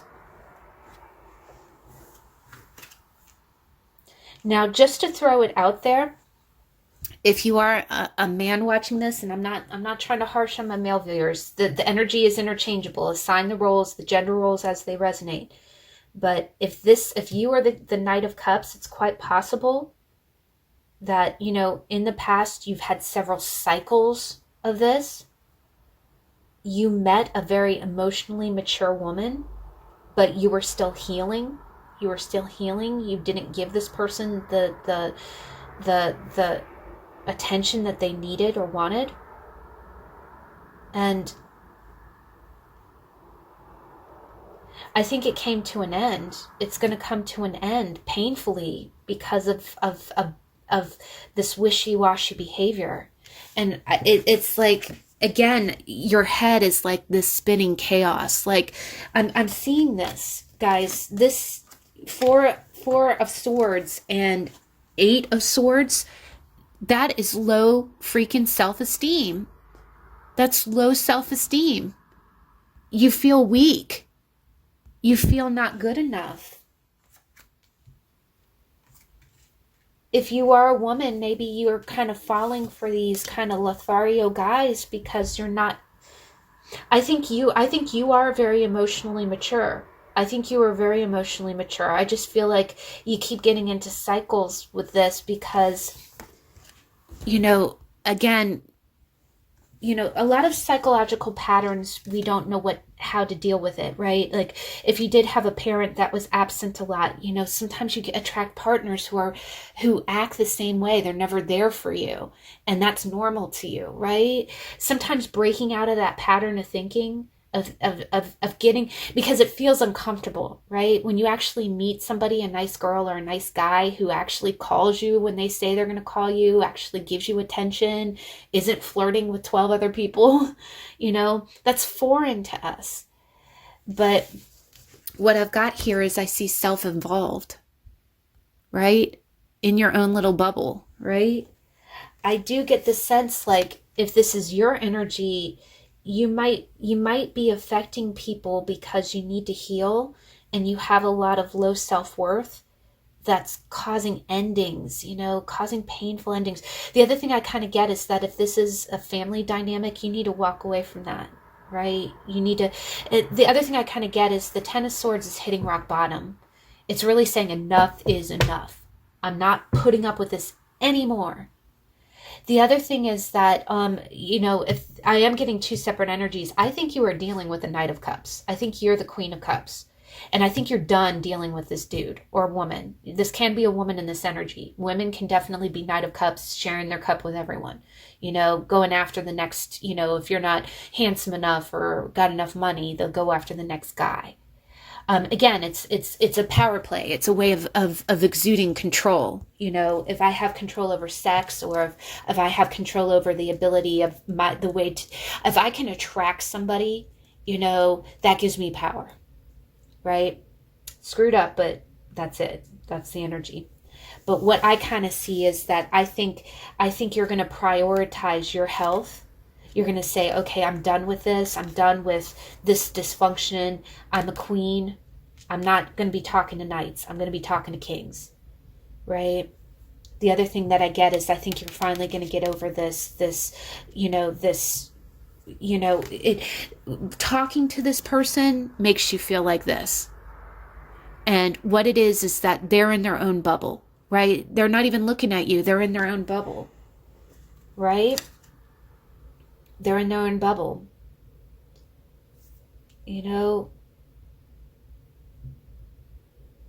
The The only other way I can kind of read this is that maybe if you are a woman in this energy, maybe you do have a lot of things that are not healed, where you are kind of going out and getting into new relationships, and those relationships are ending, and it kind of reinforces that negative self-talk, like you're not good enough, or and again, it is almost like you kind of have to hit rock bottom. You have to understand the chaos that's in your head, because the damage is in your bubble, right? There's something going on inside that you need to fix, that you need to get balanced. The last thing that I can kind of get from this is that if you're the Queen of Cups dealing with the Knight of Cups, you're going to walk away from this person, and you're finally going to balance out. You know how sometimes you attract people based on your wounds? I think that you are very mature. I think you've learned a lot, but I think that you still might attract people based on your own. Like if you have self-doubt, or you expect people to leave you or not be there for you, then you're going to attract people who are in and out. And I think moving forward, it's going to be a little stinging. It's going to be like ripping off the Band-Aid, but it's going to be the change that you need. The other thing I get with Temperance is that you are going to balance this out. It's going to be, the other thing is, the nice thing about the Ten of Swords is it's the last pain that's going to come from this source. You might finally hear that this person is with someone else, and it's going to hurt. And again, this person really took a chunk out of you, but they did not kill you. And I think they showed you a lot about your own inner self-doubt. You might have had a lot of things up in your head. The other thing is that I do get a strong sense that this person made you doubt yourself. And the reason that they made you doubt is because they were self-absorbed. It was all about them, not about you. And that's their damage. There is nothing wrong with you. There is nothing wrong with you. And if someone has hurt you, different swords, different times, every time they didn't return a text, every time they made it all about them, every time they talked to you and then ghosted you for 10 days, every single time you go out together and they cancel plans, or you go out together and they're looking at someone else, making googly eyes. All right, play on, playa. I said it before, you get what you play for. The karma for doing that kind of stuff is that it'll be an empty cup for them. You'll fill your cup, you'll heal, you'll find balance, you'll end the cycle. And I think you're going to have you're going to have a deep well of self-respect when this is done. And I am very sorry. I know these type of lessons and these kind of cycles are not pleasant, but I do also think that you're teaching this person something. The universe sends you people. And sometimes you're the one who needs to school this person, You do. And I just want you to know, that the scales are balanced, honey. The other thing that I kind of get from this is that you feel like they won. You feel like they put those 10 swords in you and they didn't even bat an eye. But know that they did learn. You learned self-respect. You learned self-respect. And again, I'm getting kind of a Willoughby situation. They went on and they got their karma. They're going to be the thing about life's lessons is that the universe sends you teachers, and if you don't get the lesson with the first teacher, then they're going to send you someone tougher. And it isn't to be punishment. It's not to be punishment. It's just, we want to try to knock out our lessons in the same lifetime. We don't want to have to go to summer school. You know what I mean? So, but I do see it. It's going to be a little bit bittersweet moving forward, but I think that you're going to do the right thing, and things will be balanced internally. I do think internally you will be balanced. The only other way I read this is that this person might, if this person hurt you and you kind of, you know, if they made you doubt yourself, this person might have a little bit of a fall coming. And I don't mean to be gloom and doom when I say that. It's just, you know, karma's a bee. You know, it's not something you mess with. If you are not checking yourself, if you are kind of, again, just going out in the world and affecting people and not thinking about or managing yourself, the universe will come in and do that for you. And but I do see that you will be balanced. I think you will be balanced. And it's gonna really center around these negative self-thoughts, right? It's gonna focus around your negative self-thoughts and what it is for you to feel balanced in internally. But wow, guys, oh my gosh. Okay, so last but not least, we've got the Slow Tarot by Lacey Bryant. Let me just check. This is probably the longest How to Tarot ever. Okay, so Slow Tarot, Knight of Cups.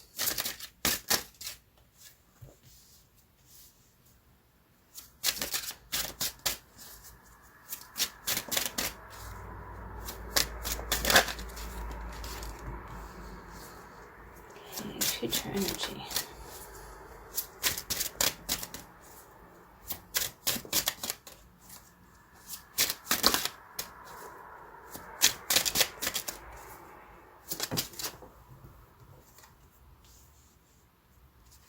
Please clarify the Ace of Wands.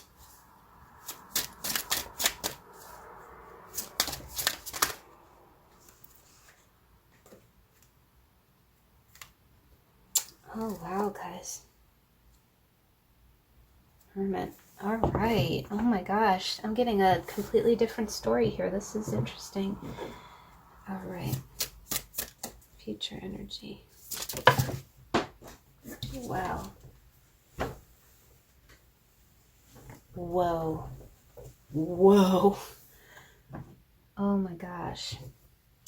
All right. Again, this whole reading has kind of a trigger warning. I don't want to say things that, you know, upset anyone. But here I am definitely getting, I'm getting a lot of mother-child dynamic here. So I'm not a psychologist. I don't claim to be. None of my readings are for entertainment purposes only. They're not meant to give any psychological advice. But what I see here is we've got the Four of Cups, and underneath it we have the Magician. Now, the Four of Cups is interesting. You see a boy sitting under a tree, right? And he's kind of staring off into space. And you see a woman kind of handing him a cup, right? Now, I do kind of get the sense like, you know what I am almost getting, guys, is that, and it's funny, when I went to cut the deck, I saw the Hermit, who is also sitting under a tree, and the tree really means family. I really get the sense like, I think that maybe you did have kind of a little bit of a tough upbringing. I think your mom, or if you're asking for someone, I think their mom had a very big influence on them. Because, wow, and look at this, guys. The boy here really does look like the young version of the Hermit, right? But what I kind of get here is, I do get the sense that you might have, I think that you have a lot of dynamic energy in you. I am getting a strong Scorpio feel from this, or again, Pluto context. And what it is I think in your early life, I think you feel very deeply. I do get, and again with this card, the Knight of Cups here, again, he's riding this mystical kind of horse. I think you are a very unique person, male or female. I think you've always lived in your imagination. I think you've always felt really deeply. The other thing is that I think the world feels kind of tough on you sometimes. Like, I get the sense that you feel like you've always failed, or again, the Four of Cups, he's got 3 cups there, and then it looks like his mom is bringing him a 4th one, but he's not even paying attention because he's thinking about the failures that he's already had. And the magician is really, the magician is the manifester, right? They take the elements they have on the table and they create things. And this is great. And in this picture, there's the snake eating its tail, which is the alpha and the omega, the beginning and the end. And there's a spider web, which is about weaving your own future. I think if you, man or woman, I think your mother really understood how strong you are, like how much energy you have. I do think that you probably experienced a lot of failure, and it just discouraged you growing up. I do think it's one of those dynamics where your parent really encouraged you to try again, or kept egging you on to go again, but I am getting a nurturing sense here where they didn't want to hurt you with it, but they didn't want you to give up. I think that they know how much. I really get a strong sense that your mom, or this feminine force, it could be a grandmother, it could be an aunt, there's a feminine force in your life who really knows what you're capable of, and they know how much strength and power. I really think that they know that you can manifest anything that you want, but you've had trial and error and it discouraged you. So the other thing that I kind of get is that when you have a failure, you really take it really seriously. That's the other thing, is that Knight of Cups can be a little bit, not melodramatic. I mean, goodness knows, again, water signs, we're sensitive, goodness knows. I know that, when it depends on the day, right? Some days, I can fail at something and it just rolls off me. And then some days when I fail at something, it really just makes me want to give up and not try again. But the other thing I kind of get is that maybe you really were a sensitive child, and your mother really kind of took extra pains to try to, encourage you when you were feeling down, or she managed your moods, right? She managed your moods, because the other thing is daffodils here, they are a sign of rebirth. The other thing is the way he's wearing kind of a black t-shirt. I do kind of, again, gray and black is just, look at how much beautiful nature surrounds him. The other thing that I kind of get, I'm getting a strong sense that maybe you had a place that you would sneak off to. I think that you reflect a lot. I think you think a lot. Your emotions really fuel into your perspective. But I think your family, in particularly your mother, knows, again, I'm getting that. I remember when I was little, I still am not a morning person, but I used to hate getting up. It was always, especially when it was really cold in the morning. And I remember my mom she would do little things to try to, and she would do little things to transition me into getting up. She didn't just, throw the covers off and bang a pan. She was not that crude with it. She would, she'd slowly nudge me, and then she'd come back 5 minutes later. Okay, honey, it's time to get up. It's kind of like this, that might be one other thing, is that maybe you weren't pushed too hard. Maybe someone saw, I do also get the sense that I'm almost getting like a Scorpio Capricorn influence. Like, you get discouraged easily and you take things to heart when they don't work out well. But you had someone who really always wanted you to get back on the horse. That's what I'm hearing. The other thing is, you see there's daffodils here too, right? Like, again, get back on the horse is what I'm hearing. So, and maybe that person, your mom really encouraged you to be the knight, to always go after things, right? To not get discouraged. Now, one thing I'm seeing here is that the current energy, it's almost like this person's all grown up and going after things.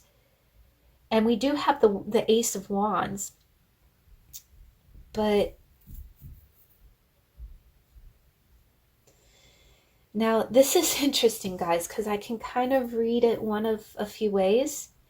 The Ace of Wands is very much a phallic symbol. It is. It's about going. It's almost like this. You are constantly going after the new thing. It's almost like you've taken that lesson to an extreme. And when you were young, you didn't realize how much power you had, and someone encouraged you to just keep trying to use that power. Now it's almost like, okay, what's next? Okay. He's looking back and the horse is moving forward. It's like, okay, you go after whatever adventure. It's always about the new thrill, right? It's always about the new thing. It's almost like a pendulum swing. Before, you used to get real discouraged about things, and then now you're just like, what was it? I was actually watching the movie last night of Dead Poets Society. And there's a character called Knox Overstreet, and he sees this girl. It's very Knight of Cups. He sees this girl and he's instantly in love, right? And he starts pursuing her, and then and in that movie, their school professor teaches them to seize the day, right? And it seems like the moment that he starts to get scared or disheartened, he goes, carpe diem, right? He whispers under his breath, carpe diem, seize the day. And so he goes after the girl. He reads the girl poetry. And but what I'm kind of seeing here is that the Empress is a mother figure, and the Seven of Swords is like sneaking away. I can kind of read this one of two ways. It's almost like in your youth, your mother really built you up and said, okay, try again. Here's a new cup, try again. And you see how the knight is looking back, holding that cup. I'm reading this one of two ways, guys. I think growing up, you were really not you weren't good at sharing your emotions with people. It wasn't a comfortable thing for you, and your mom or your parent really encouraged you to do it. And now you're so good at it. It's almost like every 5 minutes you're starting something new. And I'll be honest, it's almost like your mom, I think you think that your mom is questioning you, like, did I create a monster? Is kind of like what I'm seeing here. I'm sorry to say it like that. The other ways I can kind of see it is that, because this is two different people, we did talk about in the intro, sometimes the Knight of Cups can be that energy where you were really encouraged as a child. Sometimes it can be a little bit of a emotionally spoiled energy where you always got attention. Like if you had a broken cup, there was always someone right there to hand you a fresh one, right? And then what's result of that is that I'm getting a strong sense of I'm getting the kind of meaning like there's going to be something better in 6 months, right? I compared it to the new phone kind of thing, where how you're like, oh well, it doesn't matter if I break this phone because there'll be a new better one in 6 months. I think we might be kind of treating relationships that way. Or you might be dealing, if you're asking about someone, they're kind of treating relationships like that. Like, oh, okay, I've learned from the past that if I break a cup, someone's going to hand me a new cup. So there's always going to be something new, right? There's always going to be something more exciting. The other way that I kind of read it, but what it does is it feels deceptive. What happens is you going after the new thing is always leaving.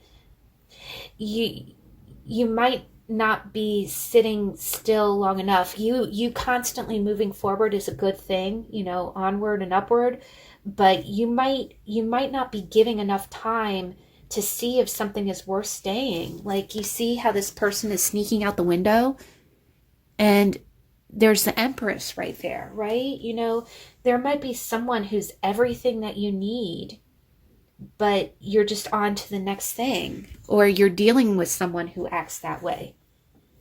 One other way that I kind of read this is that you might be, you know, you might be dealing with a Knight of Cups character, you know, where you might have a child with this person. Yeah, this is not, I'm sorry guys, but with seeing the Seven of Swords next to the Knight of Cups, this is a very slick person. You might very well have a child with this person, but it's almost like you feel like, again, they're on to their next, you know, thing. And I get the sense that this person knows their power. Like, they're used to always having something new right around the corner. The other thing that I kind of get is that I get the sense that this makes you uncomfortable. It makes you uneasy because you know this person is being sneaky. You know, they're not here with you. You know, the other thing is that you see there's a lot of trees in this background, right? And we talk about trees in this. This person doesn't sit still. The person you're dealing with doesn't sit still. And it could be, you know, it could be a family dynamic where they were really, you know, raised to always, you know, to keep moving.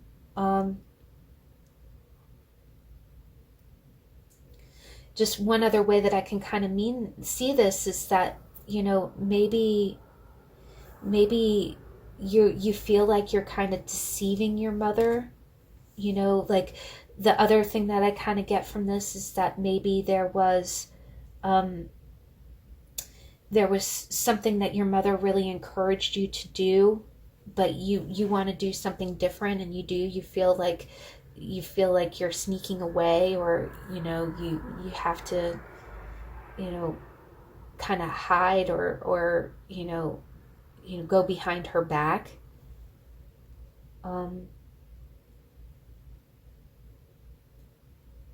But I am almost getting like, yeah, and I'm so sorry guys, because again, you know, when I read these cards, the Knight of Cups is such a great card to get in a spread, but when it's next to the Seven of Swords, I get the sense like this person from a young age knows that their charisma, right? They were, you know, they were always used to a new cup being handed to them, right? So they do. The other thing I get is that, again, with the wand, it's a very sexual thing, and the daffodil as well. I think the other thing that I get is that this person, if they're being really in and out with you, you could be their empress. Like, really, like, you could be, the other thing is that you could be everything that they want, right? The Empress encompasses all four queens.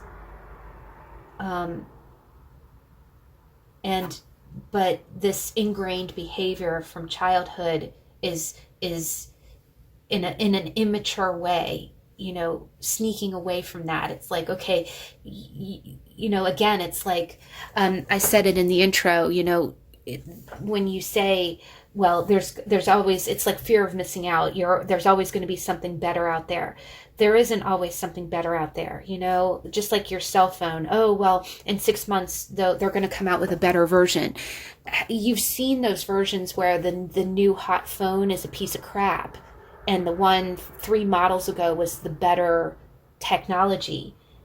But, you know, at the time, you're like, nope, okay, trade in. Trade up, you know, following your stick. You know, I think you're dealing with someone who's kind of following their stick. The other thing that I kind of get is that maybe if this is your energy, maybe there is a little bit of fear commitment going on. You know, sometimes the Empress in this energy can be that you're denying your inner Empress, because the Empress is the married woman, right? She's the mother, you know, she's the mother, and it's, hey guys, sorry, this is turning out to be a really long video, but yeah, with it being the mother and being the Empress, I am seeing, you know, one thing that we didn't really elaborate too much on is that the Knight of Cups can be a real kind of passive-aggressive person, someone who is a little bit wishy-washy, right? And sometimes that can stem, and, you know, of course, we're not trying to blame everything on our inner child or our upbringing, but seeing this, you know, the way that it's laid out here, I can kind of see, like, a dynamic here where you are, like, you're everything, right? Like, you're the Empress, you're everything that, you know, you're all four queens in one, but this person might be still sneaking away in almost kind of like a vague kind of inconsistent way, and it might be because they're always expecting to have a new adventure, right? They have what is it, Paul Newman had the greatest line I've ever heard in my life. Him and his wife have the coolest chart when you look at synastry between charts in relationships. You know, what is it, Joanne Woodward and Paul Newman, they are really soulmates. But he goes, you know, people always ask me about my fidelity and my faithfulness in my marriage. And he goes, and I always just say, you know, why go out for hamburger when you have steak at home? This is steak at home, guys. You, and I'm sorry if anyone's vegan, I don't mean to, but you are the real deal. But you feel like this person is still sneaking away, and the Ace of Wands is a very phallic symbol. It's almost like they're still, they have everything that they could want with you, but they're still sneaking away to go, you know, and it seems like a little bit of a fear of commitment. It feels like a fear of commitment. The other thing that it could be is that their mom, growing up, you know how when you compare your spouse to your parent, not intentionally, it's just kind of like a psychological thing where you expect, you know, if this is a man and you're his wife, it's like, oh, okay, well, my mom used to always do this for me and you don't. This person has the Empress at home, but he's still being wishy-washy, and the way he's looking back with the cup in his hand, and, you know, and it looks like childhood, the cup was always handed to him. I do get a little bit of someone who's a little inconsistent in an emotional way. I think this is somebody who's a little weak when it comes to things. I do also think that they might have a big fear of commitment. And it has something to do with like, you know, being afraid of missing out on their options or something, but they have everything in one, right? Again, Empress is four queens in one. That's like the whole package. But yet it's, again, he's like looking back at his past and thinking, okay, let me go forward. I think that you are dealing with, I think you are dealing with a little bit of a lover type who is just either fear of missing out or fear of committing. And I do think it's something in the way this person was raised. Now, moving forward, if this is your energy and you're a man watching this, I do think that it's possible that you might have had a few rough relationships because of the way that you approach it. And no harm, no foul. That's what the Knight does. He learns, right? He learns. But there's definitely a sexual element here, and there is a deception here. There's a deception here. That's not cool. That's not cool. You're gonna leave a wake of people, you know, it makes it where you had excellent opportunities, like real opportunities for everything that you could want. again, and I hate to compare it to cell phones, but it's kind of like that. Like, oh, well, the new phone will be better. Well, the new phone's crap. What you had was the best, and you let it go, you know? But moving forward, this is really interesting energy. We got the Six of Swords. So this is very positive. I do think that this person, if it's someone that you're asking about, I think this person is realizing that they have a little bit of psychological dynamic that they need to straighten out. And, you know, the Six of Swords, the beautiful thing about the Six of Swords is it's a very baseline. It's none of these highs or lows, right? I think if this person that you're asking about has had a lot of relationship trouble from them being in and out, or them being, you know, vague, or, you know, the Lothario, they're learning that they need to get away from that behavior.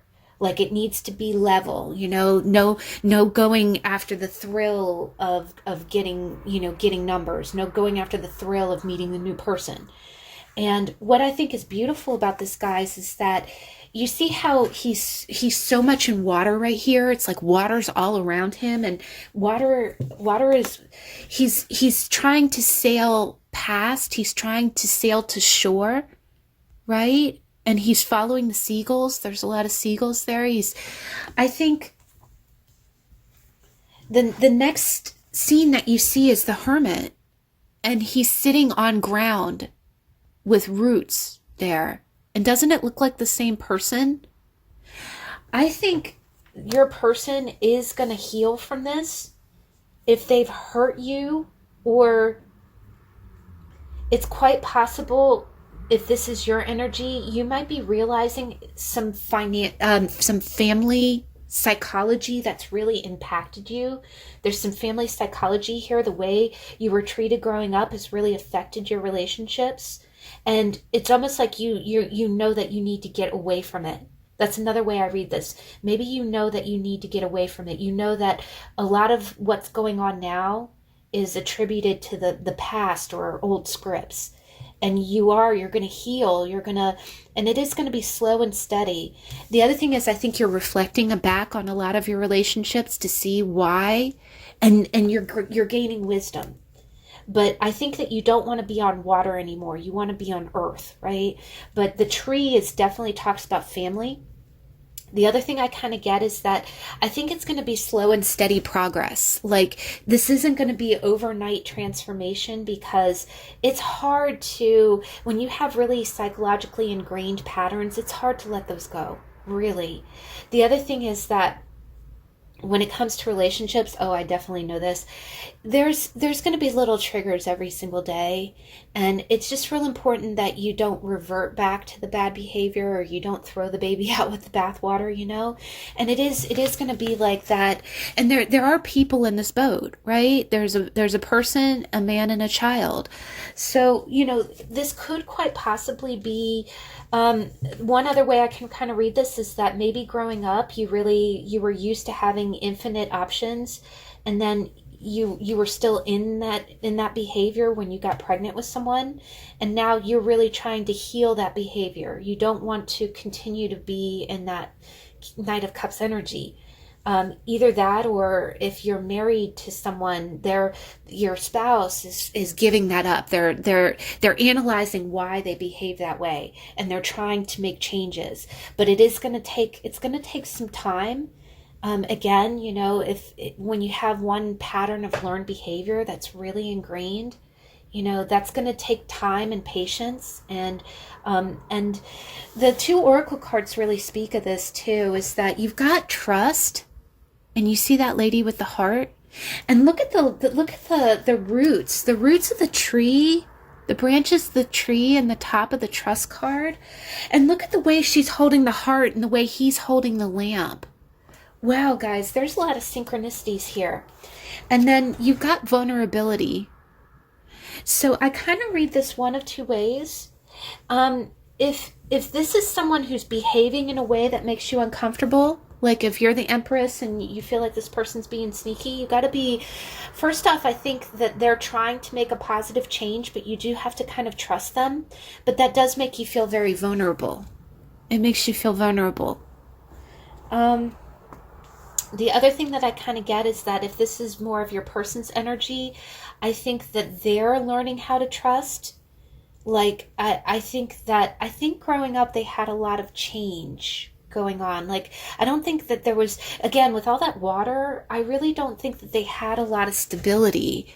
Either that or it was just like a new thing. So I think you will need to be patient with them if they do tell you. The other thing I get is that if they tell you about stuff that happened as they were growing up, please handle it, hold their heart gently in your hands, because they're being very vulnerable with you. I think they're being really fragile. I think underneath all of that deception, there might be a little bit of dysfunction or a little bit of self-doubt. I do think this person wants to heal for you, but the present energy is a little bit uncomfortable because we do have the Seven of Swords here. We do have someone who's being deceptive. And when that comes into a spread with the Knight of Cups, that's someone who's the Knight of Cups goes on missions. He gives his cup to everyone, right? So, and with that Ace of Wands could either be the positive new start of him making a change away from that behavior, or it could be him really following his rod. You know what I mean? So moving forward, I do see a lot of healing. If you do feel like somebody is being sneaky with you, this might be your energy where you're moving on to calmer waters and you're reflecting back on that, where okay, I'm not going to fall for that anymore. But I do think that it is safe for you to love. And like we've said before, relationships teach us so much. They teach us so much about ourselves. They teach us so much about the connection with other people. And it does, no relationship is perfect. A lot of times we do bring a lot of baggage with us.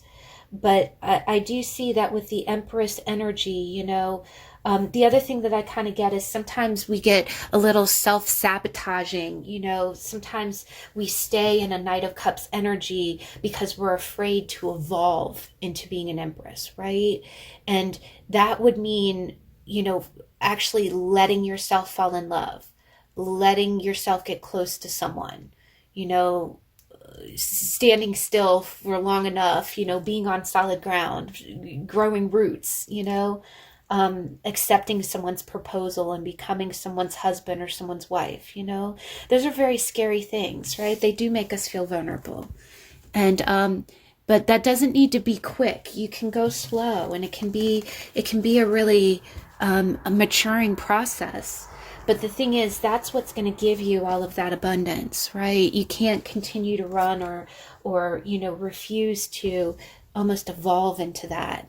The other thing is that sometimes that can be very intimidating if you have someone who hasn't known a lot of stability in their life. They meet you and it's like, wow, you're everything, right? And you could be the parent, the man or woman. You could be the mother or father of their child.